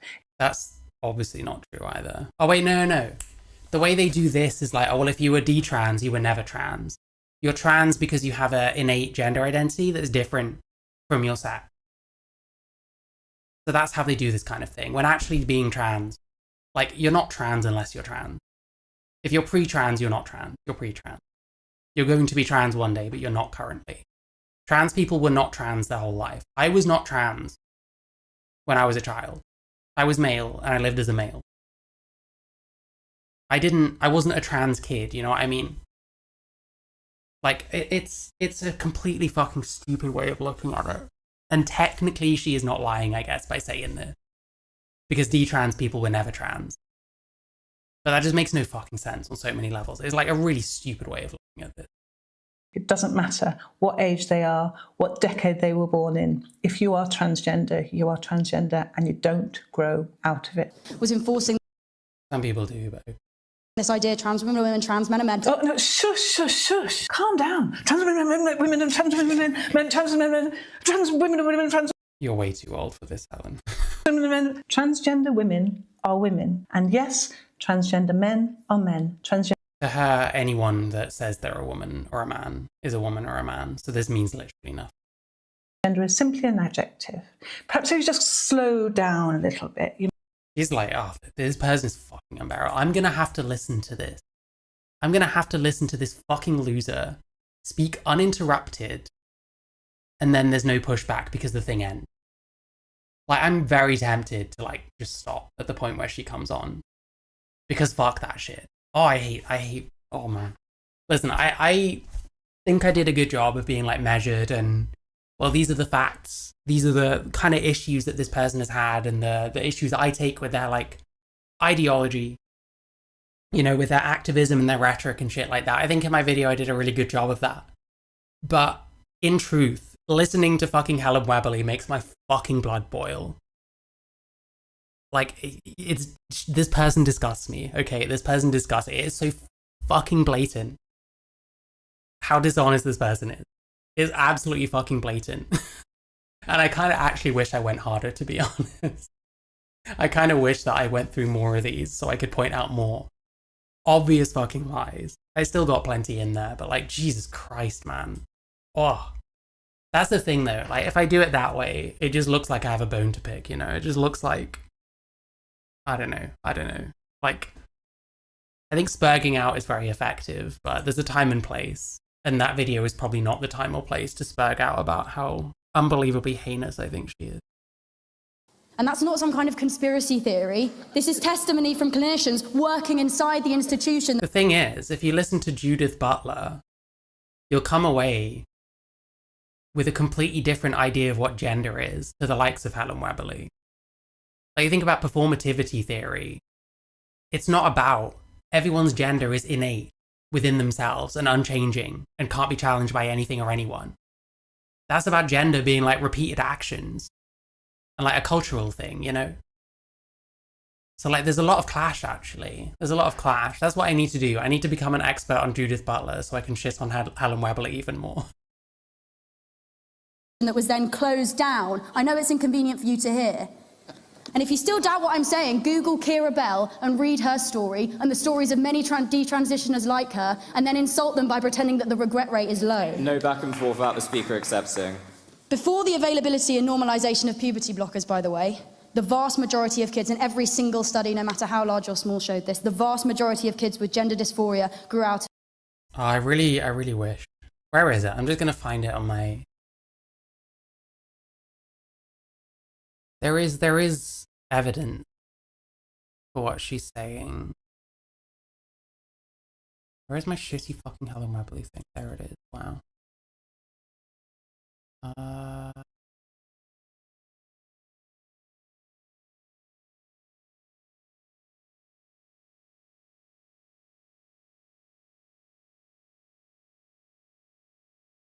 I'm not going to be able to find it, am I?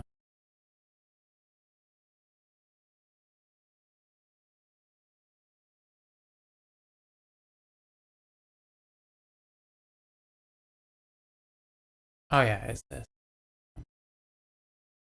Yeah, there's a bunch of different studies. In case you need more evidence that Helen Webley is a fucking liar. Like, I don't know much about this James Cantor person. Potentially he's a fucking fruitcake in his own right. But as you can see, there's a whole bunch of studies. And a lot of these trans kids turn out not to be trans. But this is before puberty blockers. This is before we started locking kids in on their gender identity.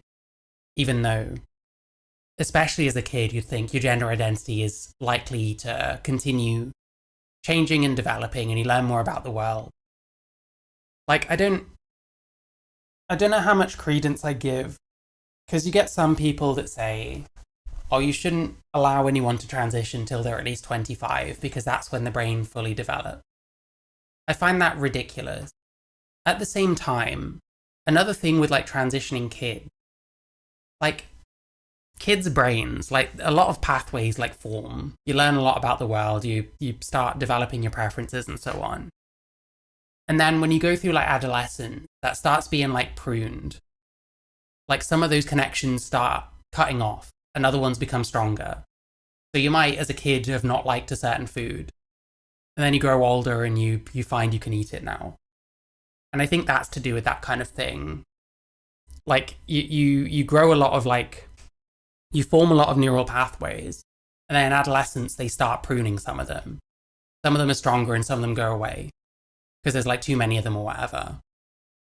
Like, to me, that does lend credence to the idea that going through puberty probably would make at least some kids, like, desist on being trans. Because certain preferences form that might not be there forever. Because your brain's going to keep changing. So I don't know, that, like I said, there's about a million reasons why I just don't think that transitioning kids is a good idea.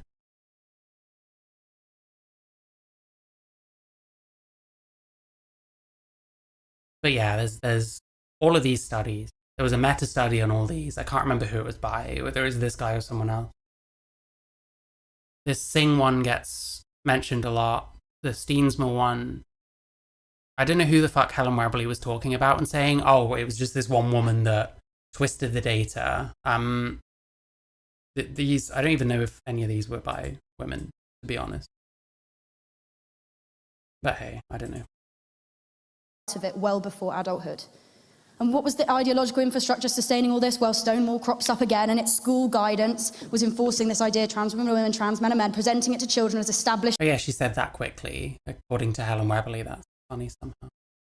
Fact, lying to them, compelling them to repeat it, or face accusations of transphobic bullying.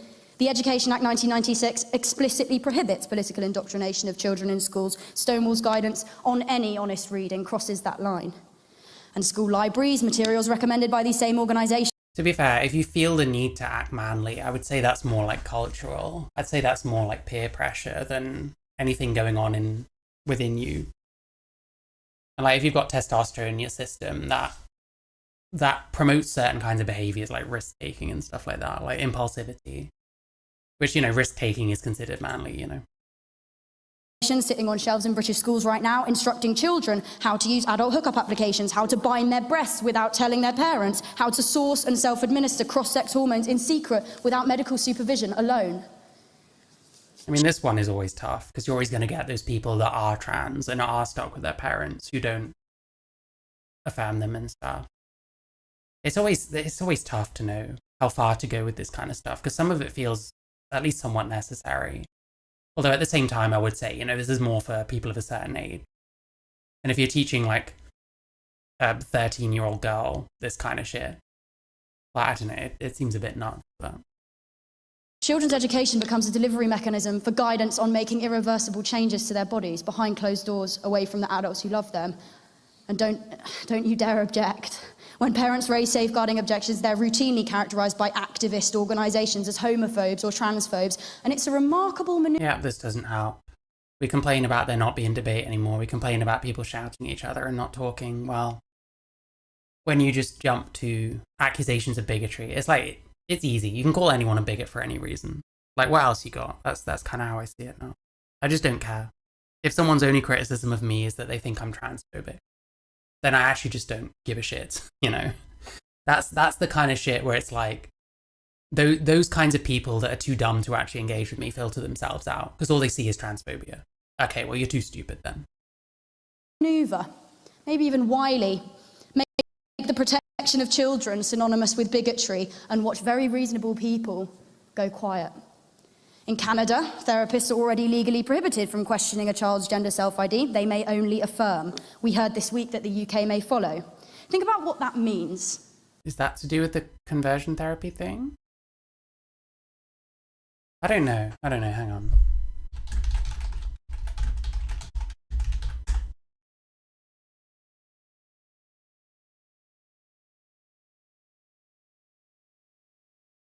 Yeah, the problem is, like, I don't know. I hate them.us, it's a shit rag, but if it was just in a speech, then I guess that doesn't mean a huge amount. Ooh, anyway, sorry. No body shaming. No body shaming of the King of England, please. Yeah, with the conversion therapy ban, it depends on how far-reaching it is. If it's just considering other options or treating other mental health issues before transitioning someone, that's not necessarily conversion therapy. It's if you're like making an effort to try and stop them being trans, you know.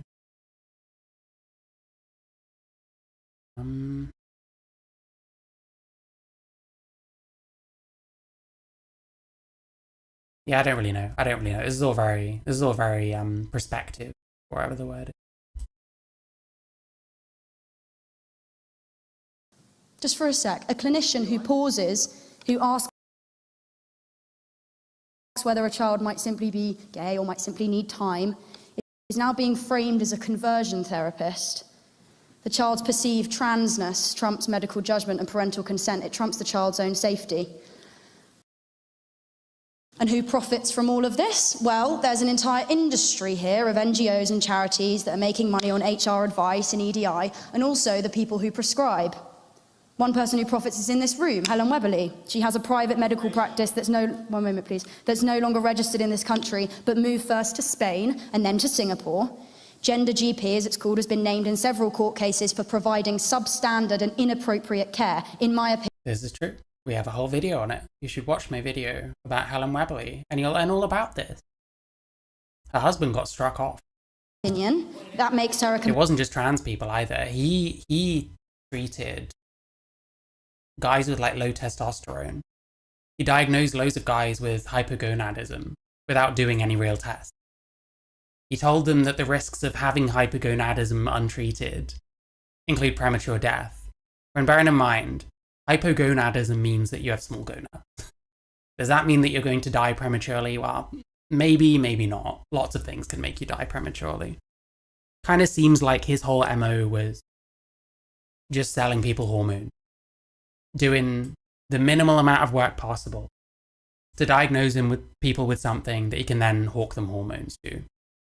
And like, Helen Webley, as well as running Gender GP, also run a bunch of other, or ran or worked with a bunch of other online services that weren't necessarily about trans people at all.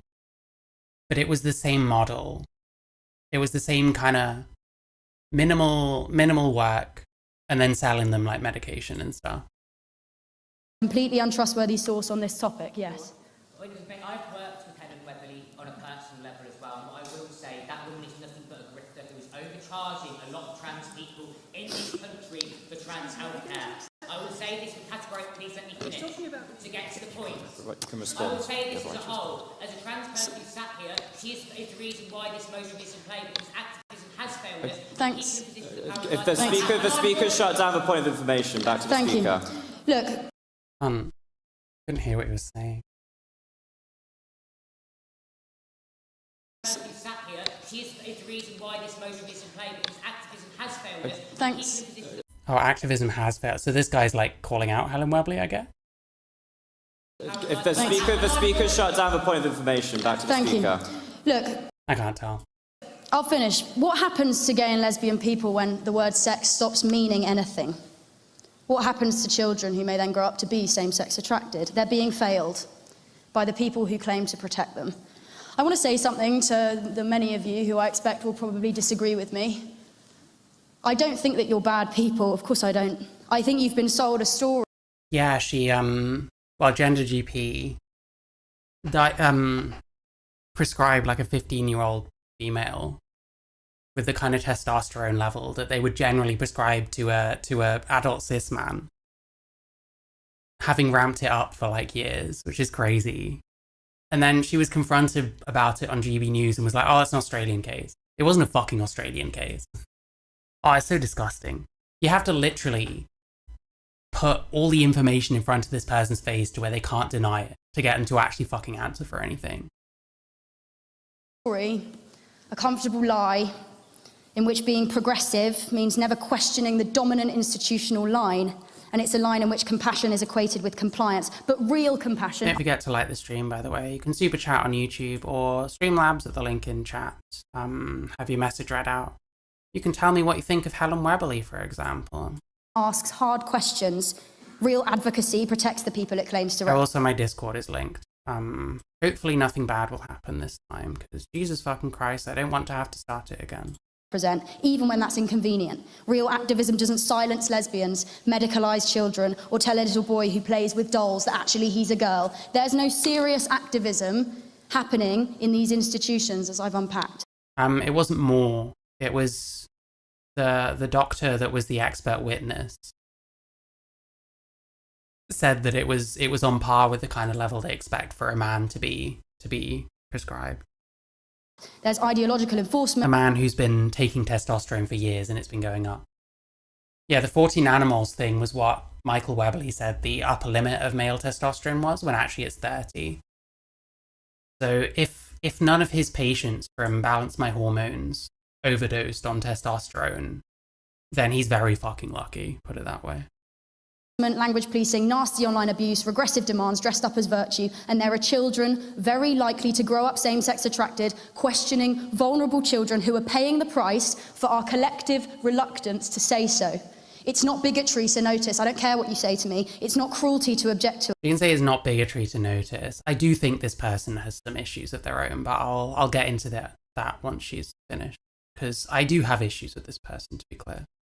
It's not backward. Like, I think this kind of turf thing would work a lot better and get a lot more people on side.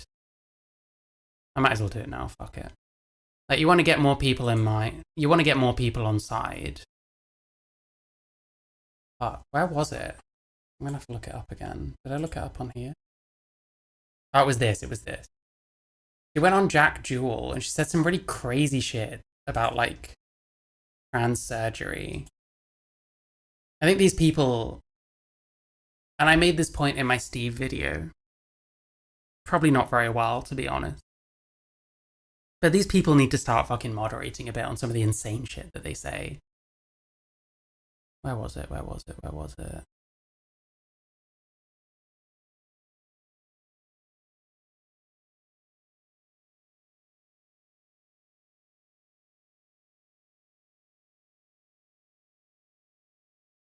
I'm not gay. I was allowed in.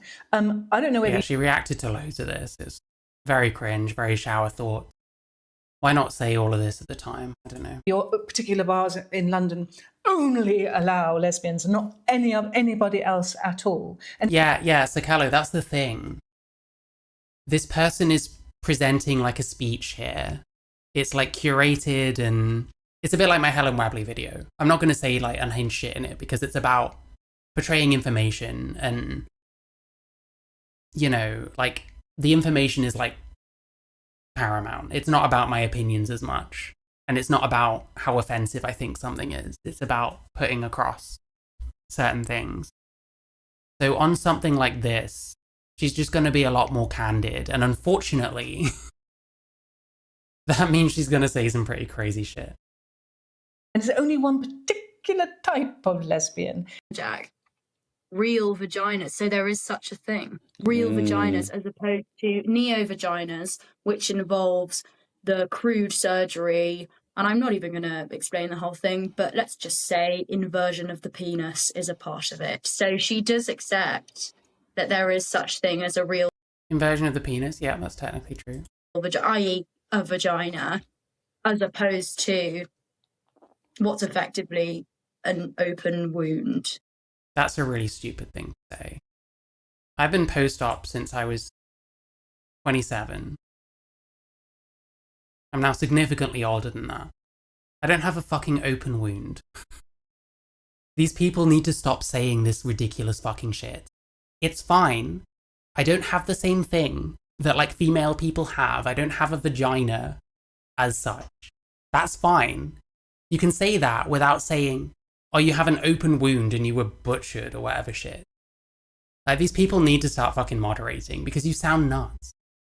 You sound like you have a problem with every tiny thing instead of focusing on like the real shit. Like, if what you care about is like gay kids getting transed en masse, then talk about that, you know? It starts becoming kind of, I don't know, pathological. Created by a barbaric surgeon. Like, a barbaric surgeon? What are we fucking saying? If you describe any surgery, it probably sounds fucking barbaric, you know? Seeking to, you know, reassign sex as if that's possible. Real vaginas, yeah, bang on, Helen Weberly. There are such things as real vaginas, and men don't have them. And how does she, when she refers to Serena saying, Yeah, like these people say some insane shit around these lines. There's just no need. You're going to put off people that might be amenable to your cause because you actually do just sound like a fucking transphobe. And you actually do just sound pathological. And you exaggerate every tiny thing that you can. When I hear someone exaggerating every tiny thing like that, where it has to have all this like emotion ladled onto it, it does sound like they're more of an ideologue than someone that's seeing the truth and cares about the truth. And I think that's going to be a huge problem for these people. It's been a huge problem for like TRA types. We're seeing the backlash. And I've been predicting this kind of shit happening for a long fucking time, but no one listened. And now these people are going to do the same fucking thing. To ask who exactly modern LGBTQ plus activism is for. Be brave. Let yourself question the narrative that you're being fed. Don't tell me to be kind if being kind involves lying to and medicalizing kids, betraying lesbian and gay people, rolling back women's hard-fought-for rights, and hurling threat at those who object. Again, hatred, you talk about it. Try being a woman who knows what one of those are. I'll tell you about hatred. No, I don't subscribe to this kindness, and I'll tell the truth instead. I speak in favour of this motion. Be brave and support it as well. Thank you.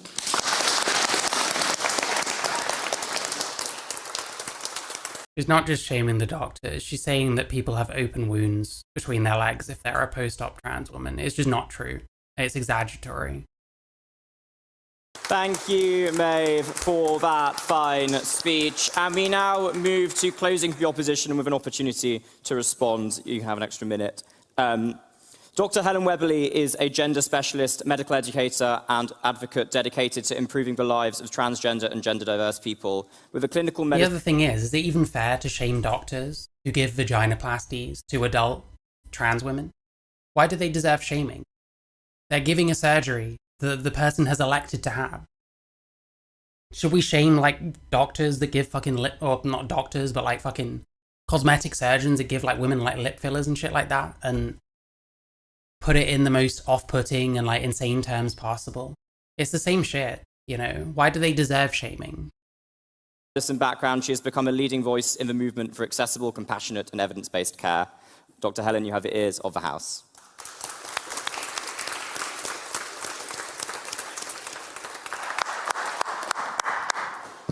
Thank you very much. My name is Dr. Helen Webberley. I'm a medically trained UK doctor. I have been practicing for over 32 years.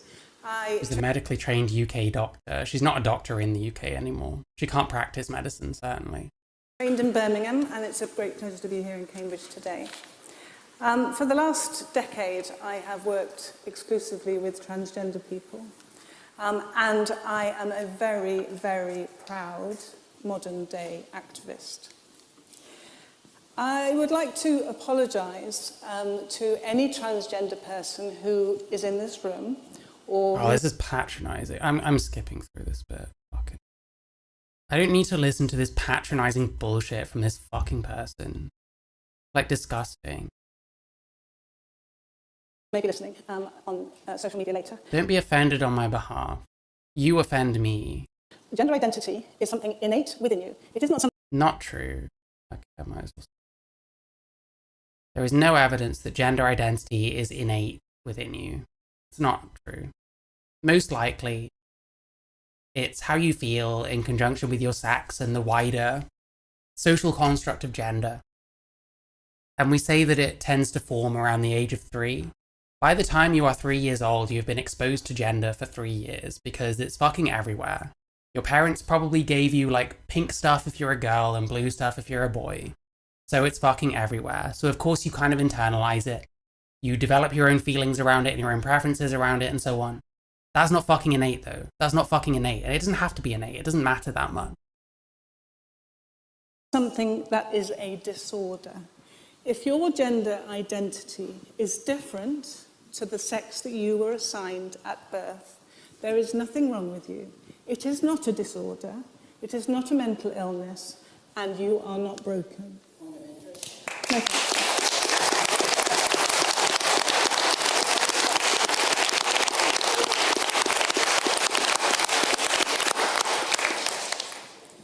I would like to apologise to all the transgender people in this room and anybody who will be listening. This is called virtue signalling. For the use of the term trans-identified men. I literally don't care if someone calls me one of those, but okay. I think... No one should care. No one should care what language someone chooses to use. If you don't like the language someone uses around trans shit because someone says trans-identified male when you'd rather have trans woman use, you don't have to be friends with that person. If it's someone on the internet, you don't even have to listen to them. You can click the X button or go and watch something else.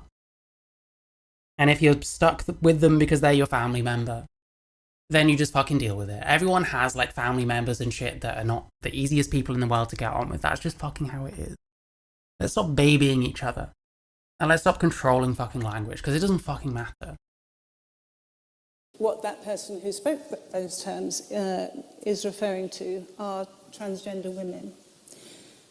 Trans-identified men is something used to... It's seen as a bad term because it doesn't like affirm someone's transness. I kind of see it in a way, because if you're trans, you're doing what you can to live as the other sex. And if you're being called sir as a trans woman, you're being called a male, that kind of undermines it, you know what I mean? So I do get it, but it really doesn't matter that much. People are going to say what they're going to say. Free speech is a good thing, believe it or not. I think there should be very little controlling of speech in general. And that includes shit like this. I don't want people to feel like they have to be on eggshells around me. If they're listening to Helen Webberley, then they run into me and they think, oh shit, I'm going to have to watch what I say because this person's going to get highly offended at the slightest fucking thing. It's not actually true, and I don't like that stereotype, and I wish people would stop reaffirming it. Abuse and hurt transgender people. And if you just pick apart those words a little bit. Point of information. No, thank you. You identify... Oh, is that the guy that was shouting from the back? I reckon it was. Your identity is your gender identity. And as was so eloquently spoken over there, your gender identity may be what we know as male. It may be what we know as female. It may Gender identities are the same as sex, but not the same as sex. be somewhere in between. It may be neither. You don't identify as trans. You identify as a gender identity. And so it's simply... No, thank you. And so No points of information if you are not accepted. You will be removed from the chamber if you don't comply with that. You did say that you were going to remove him if he carried on. To say somebody is trans-identified, as trans-identified man, is simply a revolting way of negating that woman's gender identity. It's highly disrespectful. Cry me a river. No one cares. Get to the point. This is what I mean. I said this in my video, that she just focuses on, like, language. Focuses on, like, tiny fucking things. Like, just fucking... Oh my... I hate this person. I fucking hate We shouldn't be allowing it. I'd like to talk a little bit, as I am a doctor and I understand biology. We seem to have a lot of people who seem to have a lot of opinions about medical care, about biology. I am a doctor, I understand biology very well. No, thank you. If you're a doctor and you have to say this, like, something's a bit off, just saying. Your biology is how your respiratory system works, how you breathe your oxygen, how your cardiovascular system works, how you get that oxygen around your body, how your reproductive system works, how you create your eggs or sperm. No, thank you. And that's your biology. Your sex biology is dictated by your chromosomes, usually, but not always, XX and XY. That is your biology. We were told earlier that you cannot change your sex, and I totally and utterly agree with that. You cannot change those chromosomes. Your sex chromosomes are set. XX, XY, sometimes XO, sometimes XXY, and other variations. You cannot change those. Most people who have XX chromosomes identify as what we know as women. Yeah, so it's all about identity for this person. You identify as a man, you're a man. It's just stupid. A really stupid way of looking at it. That whole idea needs to fucking die. Urgently, now if not sooner. But not all. Most people who have XY chromosomes identify as what... That's annoying, because there is a way of being somewhat, like, trans-affirming. But you have to kind of start from, well, man and woman have definitions. They do actually mean something. They don't just mean, that's what I think I am. They mean adult human, female, and male. And there's, like, layers to it. So that's what it means. So technically someone like me, I'm not a woman. But people might see me as one. And in different versions of reality, because everyone has their own, some people are going to see me as one or the other. That's how you become the other sex. You don't actually become the other sex. But in people's minds, where the entire world might think that you're a woman rather than a man because you're male, but you look and sound that much like a woman or whatever, then you get into the question of, well, are you a woman or a man then? And there's, like, different ways of thinking about it or whatever. But that's got nothing to do with identity. That's how you're seen. That's how you're perceived. That gender is a social construct, which I think makes a lot more sense than just what you think is true in your head. That suggests that trans is delusion. I don't think trans is delusion. It can come from delusion, sure, but it can come from lots of things. So I just hate this school of thought. And someone mentioned, like, Judith Butler or something earlier.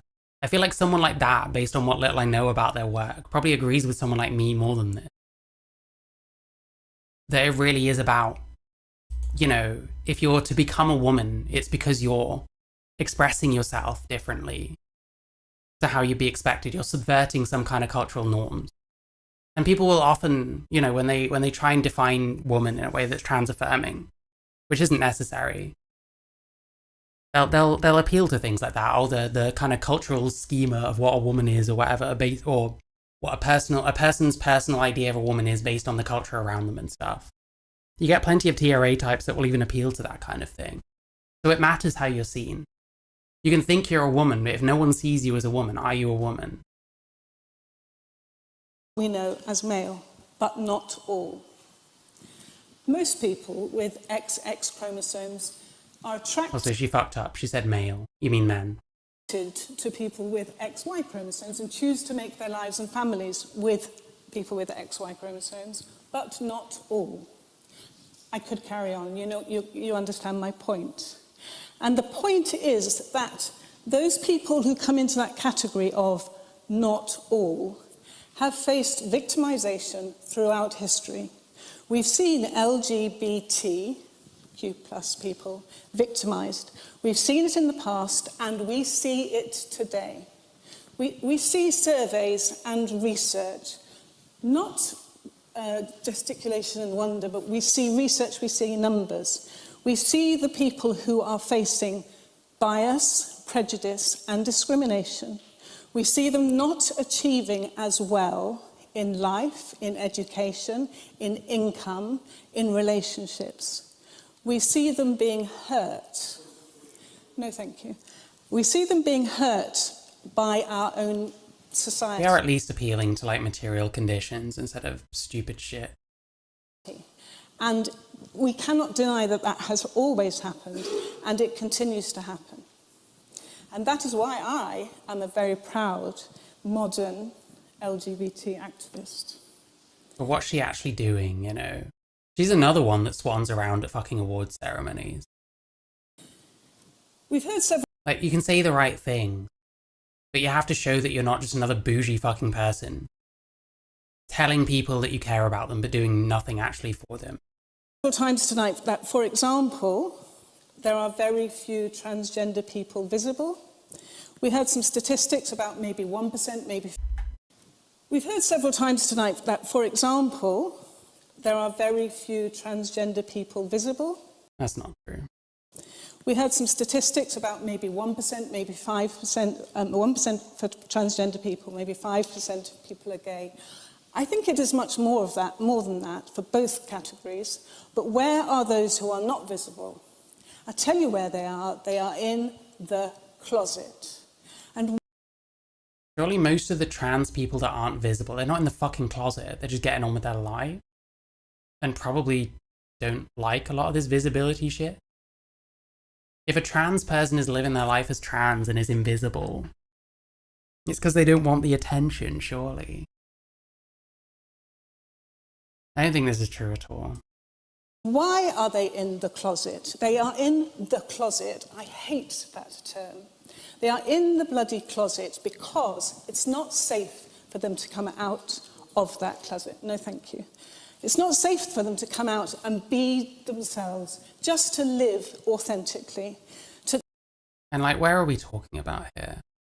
Where in the UK is it not safe? Generally, if someone... It's so annoying. Generally, if someone is like in the closet and feels unsafe coming out, it's not because of where they live, unless they're obsessively like going on about fucking politics and they live in a reform area and think they're going to get murdered as a result. It's usually like family shit and stuff, right?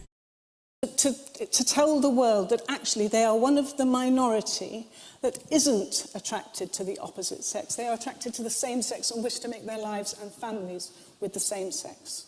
They are in that minority that are too scared, too ashamed to say to the world, my gender is different to the one that somebody else put on my birth certificate. Somebody else, no thank you, My gender. What is someone's gender? We've gone from gender identity to just gender. Somebody else put... I hate the idea that gender is just psychological. I think it's a psychological aspect, but it exists because of the wider kind of cultural thing, you know? I think saying that someone has an innate gender is ridiculous. A marker on that person. Like, you have an innate sex, and your preferences might just very much line up with the other sex. You might be so gender non-conforming that people see you as a woman anyway, so you just kind of go through with it because it's kind of easier at that point. And you feel like your life would be better if you just grew a pair of tits and stuff like that. You'd just be happier that way. That's not like innate shit. That's having like proclivities or whatever that mean a certain thing because of the culture you're in. Birth certificate, and then we expected them to follow that gender role throughout their life. No, thank you. Yeah, And follow that gender role. So we're not, like, gender takes about 10 different meanings depending on the context. Suddenly now we are talking about like societal and cultural stuff. So then how can we say gender identity is innate if gender also refers to like cultural stuff that you have to internalize in order to have a gender identity? Like, it just makes no fucking sense. And when they are too scared to come out and say, I am transgender. This is just an anecdote. I want to move to a world where Who the fuck are we talking about? everyone is proud to be who they are. And the colour and the diversity and the queerness and the joy. And at the moment, we don't have that safety. People are not safe to come out, and they're stuck in that revolting closet. And I think that's terrible. No. Virtue signaling.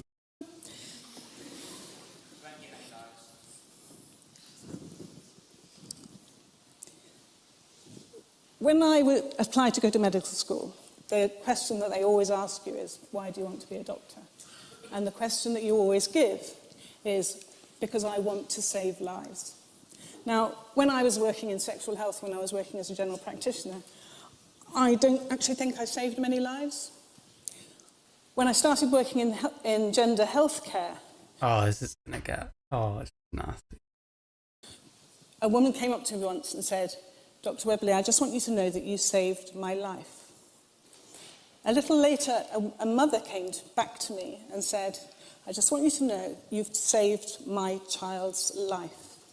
Now, I want to put it to you that being trans... Bro, when people tell you, you don't use this to like brag. Like, oh, it's gross. Gender is not a life-threatening condition. It is simply a beautiful part of human diversity. And yet, in this country and worldwide, it is life-threatening. I'm sorry for the knocking, by the way. Someone's doing some kind of work. And we see that transgender people are suffering greatly and losing... By the way, I did acknowledge that she's helped people. I think it's true that she has. But we're not going to know. It's going to take a long time, I think, before people start coming out. Like, especially younger people that start having second thoughts about this gender identity that was supposedly innate about them. Like, I think we're going to hear from some people soon enough that have a far less positive thought process. And maybe some of those people are going to be the same people that in their adolescence were saying, oh, you saved my life. They might be thinking differently one day. Their lives simply because they came out of the closet and were brave enough to put that shame aside and want to live authentically. No, thank you. We see people who wish to deny women if they don't conform to a particular type of woman. So if that woman hasn't got the luxury of having ovaries and XX and a vagina, then she's not welcome to swim in that women's pond. We see children, young girls, who haven't got the luxury of having XX chromosomes and ovaries. Like, how are we talking about the luxury of having ovaries? I've never met a woman that doesn't at least somewhat dislike having fucking periods, for example. And we talk about it as if it's like a privilege, or you get to be a woman who's also female. When, I don't know, I feel like most of them that I've met, if they could be like me and not have to deal with things like periods, they fucking would, you know? Like, this is exceptionally unfeminist. Being told that they're not... But then this is the same person that thinks that everyone gets taken seriously on their health issues until they come out as trans and suddenly they aren't. So I don't know how many women this person has spoken to. Allowed to go in the Girl Guides. No, thank you. Oh, the fucking girl guide, bro. Who gives a fuck if trans girls can't be in the fucking girl guide?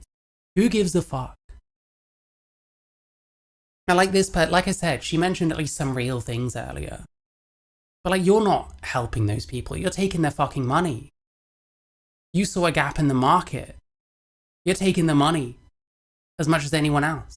She's not saying female privilege. She's saying cis privilege, technically. But actually, in some ways, trans women are advantaged over cis women. But people don't want to talk about that because we have to pretend that trans people are just put down in every level of society, fucking everywhere, you know? When actually things like period poverty exist, when actually plenty of women go through a lot of shit because they have periods and because they have ovaries. And things like the gender pay gap exist, which don't really pertain to trans women. Unless someone is like so stealth that someone thinks they're a woman and therefore thinks that they might not be a good hire because they might get pregnant one day. But usually you can tell, you know. They're not allowed to go in the girl guides. Like, who fucking cares? I hate this shit so much. This is what I mean. They pay lip service. They say, hey, all this like material condition shit that you don't have, all this like, you're like poor and you can't get work and like, you know, you're forced to do shit you don't want to have to do to earn a little bit of money so you can afford fucking food or whatever. Just blame everyone else for your problems. Just blame everyone else. We're not going to do anything for you. I'm just going to tell you who to blame and then continue taking your money. By the way, you can get fast-tracked. Give me your fucking money, though. By the way, I'm more interested in fucking swanning around at awards ceremonies and banging on about the girl guides with my friend fucking Katie Neves, who's a fucking loser, by the way. No, thank you. We see women being told that because your body is different to these other women's bodies, that they're not allowed to play in that sports team. This is what I mean, dying on hills. This is how modern activism is failing trans people. Because you're pushing shit that isn't helpful. Not helpful to trans people overall. Allowing them into women's sport is making us look worse. It's making us look like we all just want to fucking cheat. It's not helpful to allow trans girls into the girl guides and have them mix with a bunch of girls on fucking field trips and stuff and sleep in the same quarters as them. It gets people's backs up, and it's just not necessary. In both cases, to not allow these things would be to fuck over like fucking 10 people. These people go on about it all the time in like America. Oh, how many trans athletes are actually competing at college level? Like 10. Okay. Well, on the one hand, it's not much of a problem. But on the other hand, if you get rid of it, you're not actually fucking anyone over. So who fucking cares, you know? Why don't we focus on real shit? We have exclusion. Like, why the fuck wasn't this person? If this person is so invested in helping trans people in the UK, why didn't she just run a clinic that met UK regulatory standards? Why did she fuck around, not doing the applications properly for like HIW or whatever? And then tried the whole, oh, I'm writing you to confirm that I don't actually need to be registered. And then got shut down. And then complained. Oh, well, after they told me to stop, I said, well, I'll register with you then. And they're like, no, it's too late now. Because she said she was going to run the fucking clinic either way. So you don't actually give a fuck about the regulation. So you're going to get shut down. So you're going to be able to help trans people, and then you're not going to be able to anymore because you're going to get shut down. Why not just fucking comply? Why not just fucking run something that works with the fucking country that you're fucking based in, you know? But none of that's ever an option. I guess because it wouldn't have made her as much money. She might have had to have said no to the odd person. Around us, and we've had examples shown to us tonight of headlines in the news which talk in the most disgusting way about a minority group in our country and worldwide, and it's who cares? Revolting. We've heard again tonight that people are trying to prevent books containing... The old luxury of ovaries. I'm so lucky coming through onto my jeans in uni after double padding, etc. Yeah, that's what I mean. I don't know. It's so bizarre. I can't remember which video it was of hers. I think it was on Twitter or something. about like, oh, everyone gets taken seriously. Like, I feel like I've met more women that have not been taken seriously by their doctor on something than I have ones that have never experienced that. And none of them are fucking trans, you know? I myself, the NHS took me perfectly seriously in regards to being trans. And my whole process was quite smooth, and it didn't take too long because it was like years ago. I've had other issues that I've tried to get help for, that I've not been taken seriously for, that have got nothing to do with me being trans. Actually, transitioning has been the fucking easiest thing that I've had to deal with. Dealing with my gender dysphoria has been the easiest thing that I have been able to deal with. Even if it'll never really go away and like the results are only like kind of so-so. Because it turns out, you know, sex does actually matter and does actually predispose certain things where you're never going to be very happy with yourself because you're always going to somewhat resemble a male because you are in fact a male, you know. But it's been one of the easiest things to follow the process on. I get that it's harder now because it takes fucking ages, but that's not the same as not being taken seriously. Containing characters that may be gender diverse from schools and libraries. That may be gender containing tonight, that people are trying to prevent books containing characters. My guess is that this refers to like literature for kids, but sure. I mean, I don't know. If there's a trans character in a kid's book, like just incidentally, I guess I don't fucking care. It really depends on how it manifests or whatever. That may be gender diverse from schools and libraries. We are saying that they shouldn't be included. We are being told that we shouldn't teach about gender diversity in schools. That's not true. That's a fucking lie. That's just a complete fucking lie. You're just completely fucking lying. No, they want to teach about gender diversity. They specifically don't want to teach about gender identity because gender identity is a version of that which is not proven to exist in the way that people say that it does. I can tell you, like, listen, I've read this fucking specific part of this. So last July, the government issued this relationships education, relationships and sexual education and health education, RSHE guidance for schools. There is lesbian, gay, bisexual and transgender content. What Helen just said is, they want to not teach kids about gender diversity. That is not what this says at all. Where is it? Where the fuck is it? Is it page 36? Again, this was in my video. This is in my video. We know all of this. So why the fuck then does this government guidance say people should understand the importance of equality and respect and learn about the law relating to the protected characteristics by the end of their secondary education? The protected characteristics include gender reassignment. Right there. So they do want to teach about gender diversity. They don't want to teach about gender identity. Those are two very different things.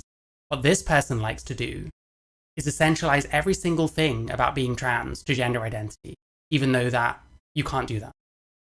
Because you're going to actually exclude plenty of trans people who don't feel like the reason they're trans is because their gender identity is different from their sex. I'm one of them. I didn't come out of the closet to be myself authentically. I was being myself anyway. I just wanted to transition because I'd rather have been born female. That doesn't mean there's anything innate about me that to transition means I'm more authentically being myself. I was being myself the whole time. I was like gender non-conforming since I was like fucking in my teenage years, you know? I came out as trans at the age of 25. I wasn't being myself any more or less coming out as trans. It's just what I wanted to do. It's just how I wanted to live my life. And there's nothing wrong with that. That's fine. But it's got nothing to do with, I have a gender identity that doesn't match my assigned sex at birth, and so that is why I am trans. Like, that says nothing to me. That's just a way of saying I am trans. But that doesn't say, like, why it is that you came out or anything. And why you actually came out as trans and why you want to live your life that way. It might have nothing to do with what we're saying gender identity is. It might have nothing to do with that concept. So actually what she does is excludes a lot of trans people that think differently about this. Because a lot of people come to trans for a lot of different reasons. So to essentialize it down to something like this is to exclude those people that don't feel that way. Anyway, what else does it say? Would I have just considered myself a feminine straight male until age 25? Yeah. Pretty much. I mean, some people would say that I still am that, and I don't really care to question it, to be honest, because people can think what they want. I mean, I guess I am, because I'm still male, you know. I don't say otherwise. Like, the term trans woman is fine to refer to me as, because it's accurate. The term straight male, I guess, technically is accurate too. I just, you know, it's fine. And yeah, they should learn about all protected characteristics, including gender reassignment. They want to teach about gender diversity. They don't want to teach about gender identity. They should not teach as factual people have a gender identity. Helen either can't read or more likely is just lying, essentializing it down to something that changes the meaning, and now is just lying. This is bullshit. This is not true. This is not fucking true. What do you mean you didn't know when you were 4 years old? Well, I mean, listen. I knew that I'd rather have been born female since I was a kid. I'd had thoughts about that since I was a kid. And I can remember that. But that's not the same as knowing you're the other sex. That's just feeling a certain way. And so if people want to transition because they'd rather be the other sex, there's nothing wrong with that, you know? But that's not the same as having some component inside your brain that no one knows what it is. That just means that you're the other sex because you say you are. You know, that's a completely different thing. I'd rather stick to stuff where we're not just making shit the fuck up because it sounds more legit. I don't care what sounds legit. I'm this way regardless. It doesn't matter. It doesn't matter if being trans is the least fucking legit thing in the fucking world. I'm still like this, and I'm still gonna be this person. It doesn't need some weird pseudoscientific, like, justification or whatever, you know, it's just not necessary. It's a thing that's gonna exist whether there's an innate quality that makes you it or not. I don't think anything innately made me trans. I think that's just how it ended up because of the society we live in and shit like that. If it was normal in the UK or whatever for men to go around with long hair and put fake tits on and wear certain kinds of clothes that I prefer wearing, that are more feminine, maybe I wouldn't have transitioned, I don't know. Because maybe my preferences just clash with our ideas of gender and what a man is supposed to be and what a woman is supposed to be according to gender, you know? Oh, thank you, Annie. I appreciate that. Did I have bad experience with men and good experience with women when I was younger? I kind of had bad experience with lots of people, to be honest. I don't really know. I don't really know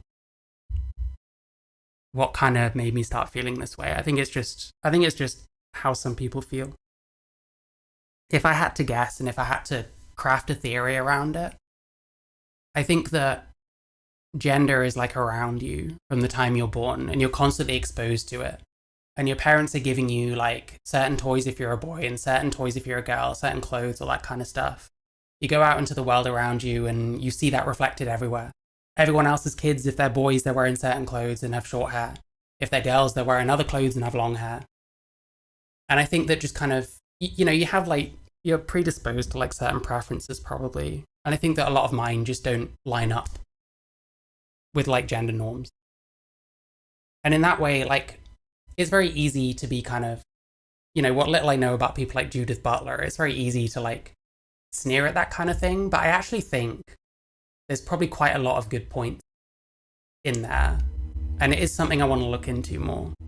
Because I actually think like the kind of performativity of gender stuff it's stuff I'm still learning like slowly about. I think honestly I conceive it in quite a similar way. And it runs very contra to a lot of these people, where gender is just something innate, you know what I mean? That we are being told that we shouldn't teach about gender. You're more into gender bending because you had bad experience with men. Well, I think it goes that way for some people.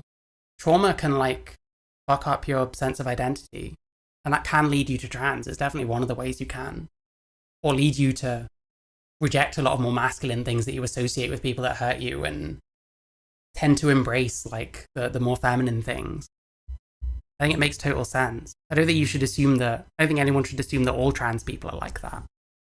And like I said, I think people come to it through a lot of different ways, but it can certainly be a way it happens, you know. Diversity in schools, just in case it makes someone gender diverse. We are having healthcare for a minority group, one of the LGBT groups. We are having healthcare withdrawn. Your first problems with men. It's possible I'm similar, to be honest.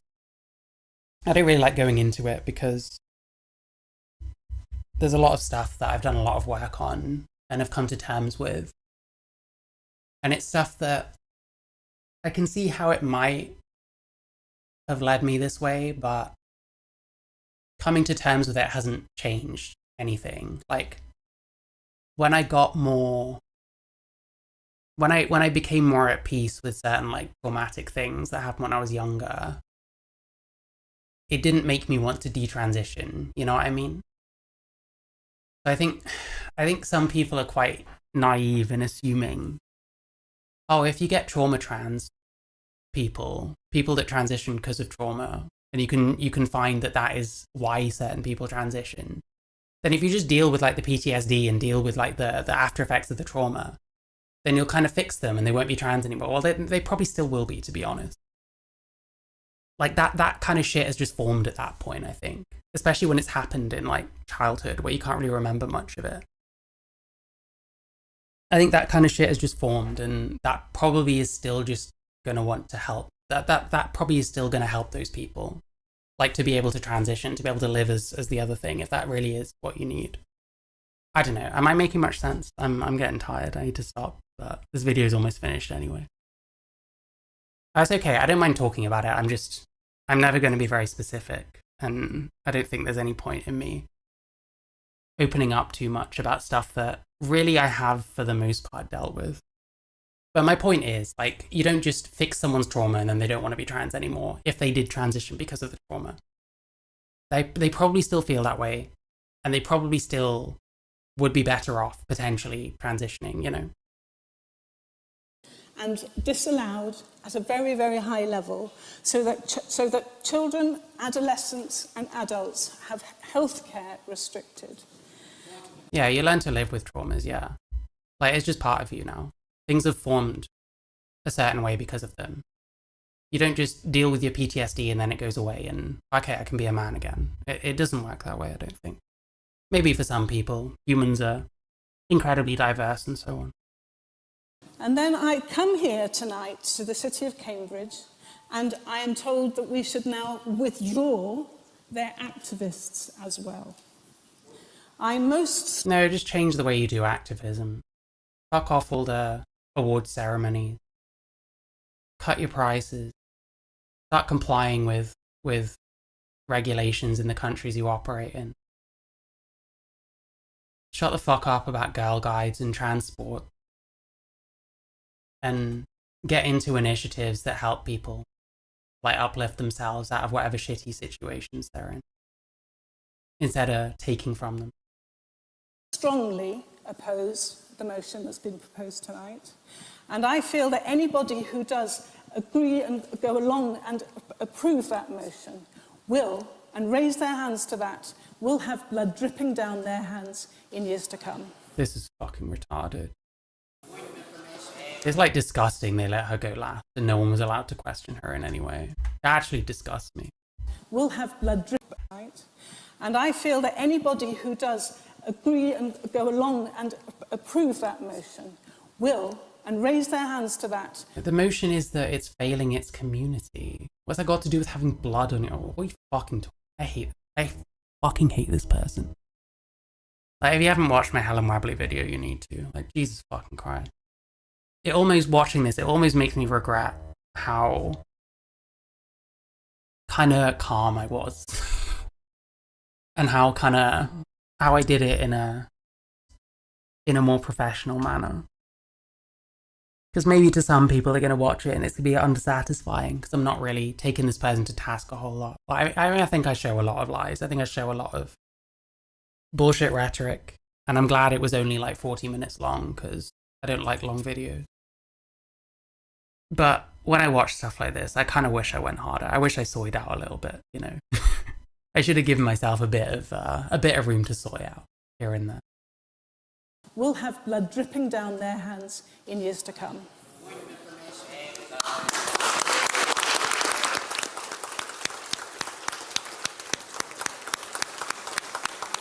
Thank you, Helen, for that fine speech, bringing our evening to a close.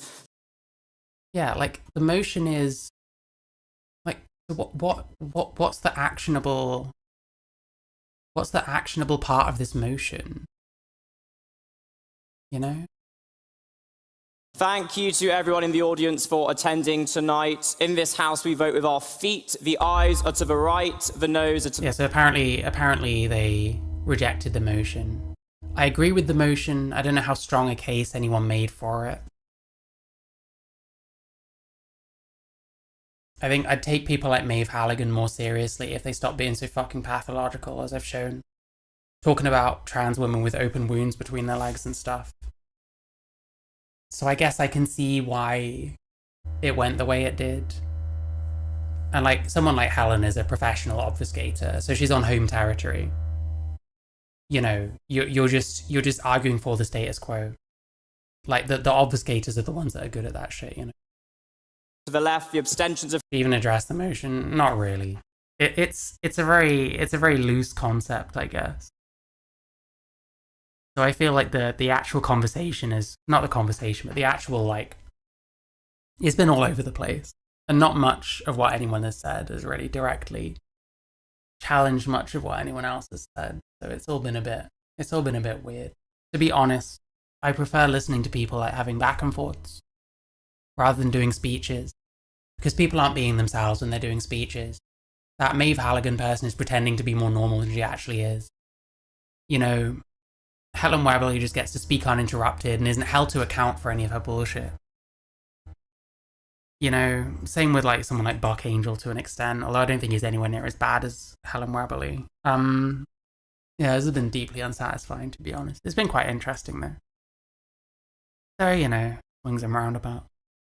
Through the middle, we shall tot up the results and announce them in the bar afterwards. There are complimentary chips. Thank you and good evening.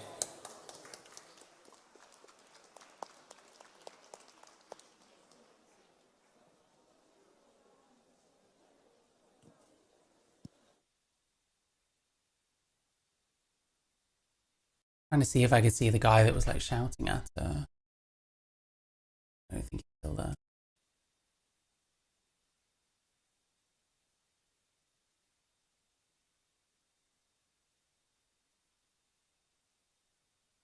It was a PR piece. It does feel like she shows up to a lot of this kind of shit for that purpose.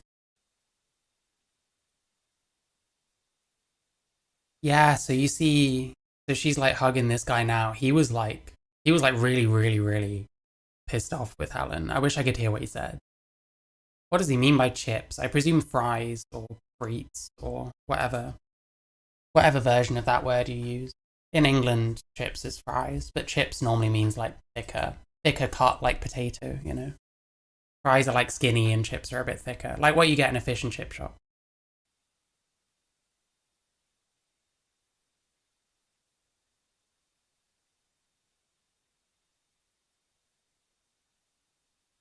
Or like steak cut chips, I think they call them. I don't know why I'm pausing, there's no sound.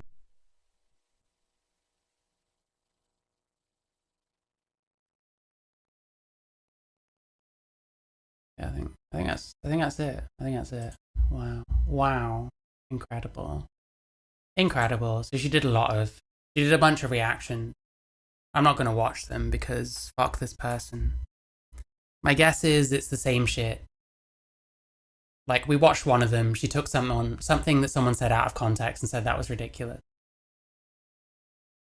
You know, like, this person is exceptionally dishonest. I ain't here to platform more of that. Fuck that shit. I made a whole video. I don't think I need to keep fucking endlessly going on about this person.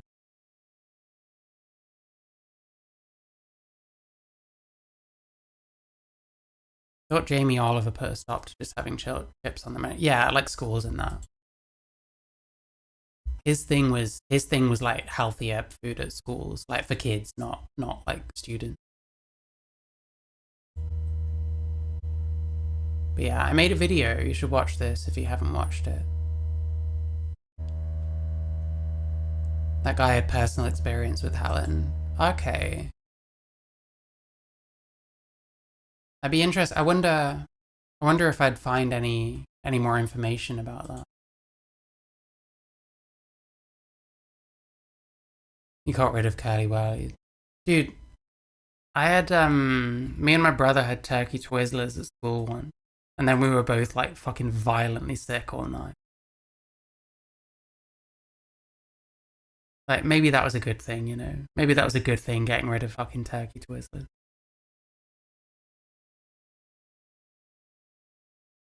I think we're talking about the same thing anyway. Maybe they called them something different where you're at.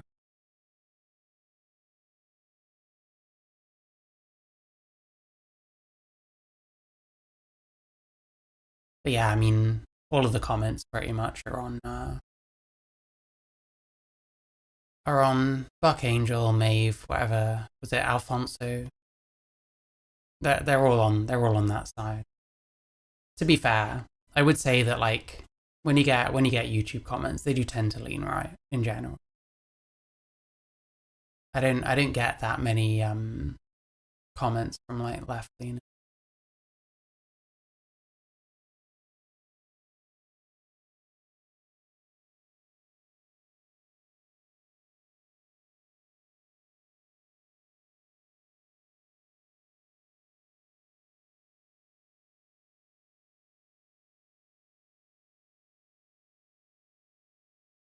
But yeah, there we go. There we go. How nice. How nice. How nice. Go watch my video if you haven't already. Thank you for watching. I'm gonna stop now. It's been fun. It's been good talking again. Possibly I'll be back tomorrow actually, because Charlie's working in the afternoon. So I might be back tomorrow. I don't know what my next thing is gonna be. My next video, should I say. I did kind of want to do like a jokey video about just awful fashion crimes of trans YouTubers. But I don't know, I'll think about that. I don't know, I think it would be hilarious. Especially seeing as the kind of stuff I normally talk about is a lot more serious and a lot more, you know, requires some level of thought. So to me it's fun, it's funny to do the odd thing that's like completely alien to that. But it might put people off, so I don't know. I'll work it out, I'll work something out. Anyway, thanks for watching. I'm going to stop now. I love you all. Have a good day or evening or whatever.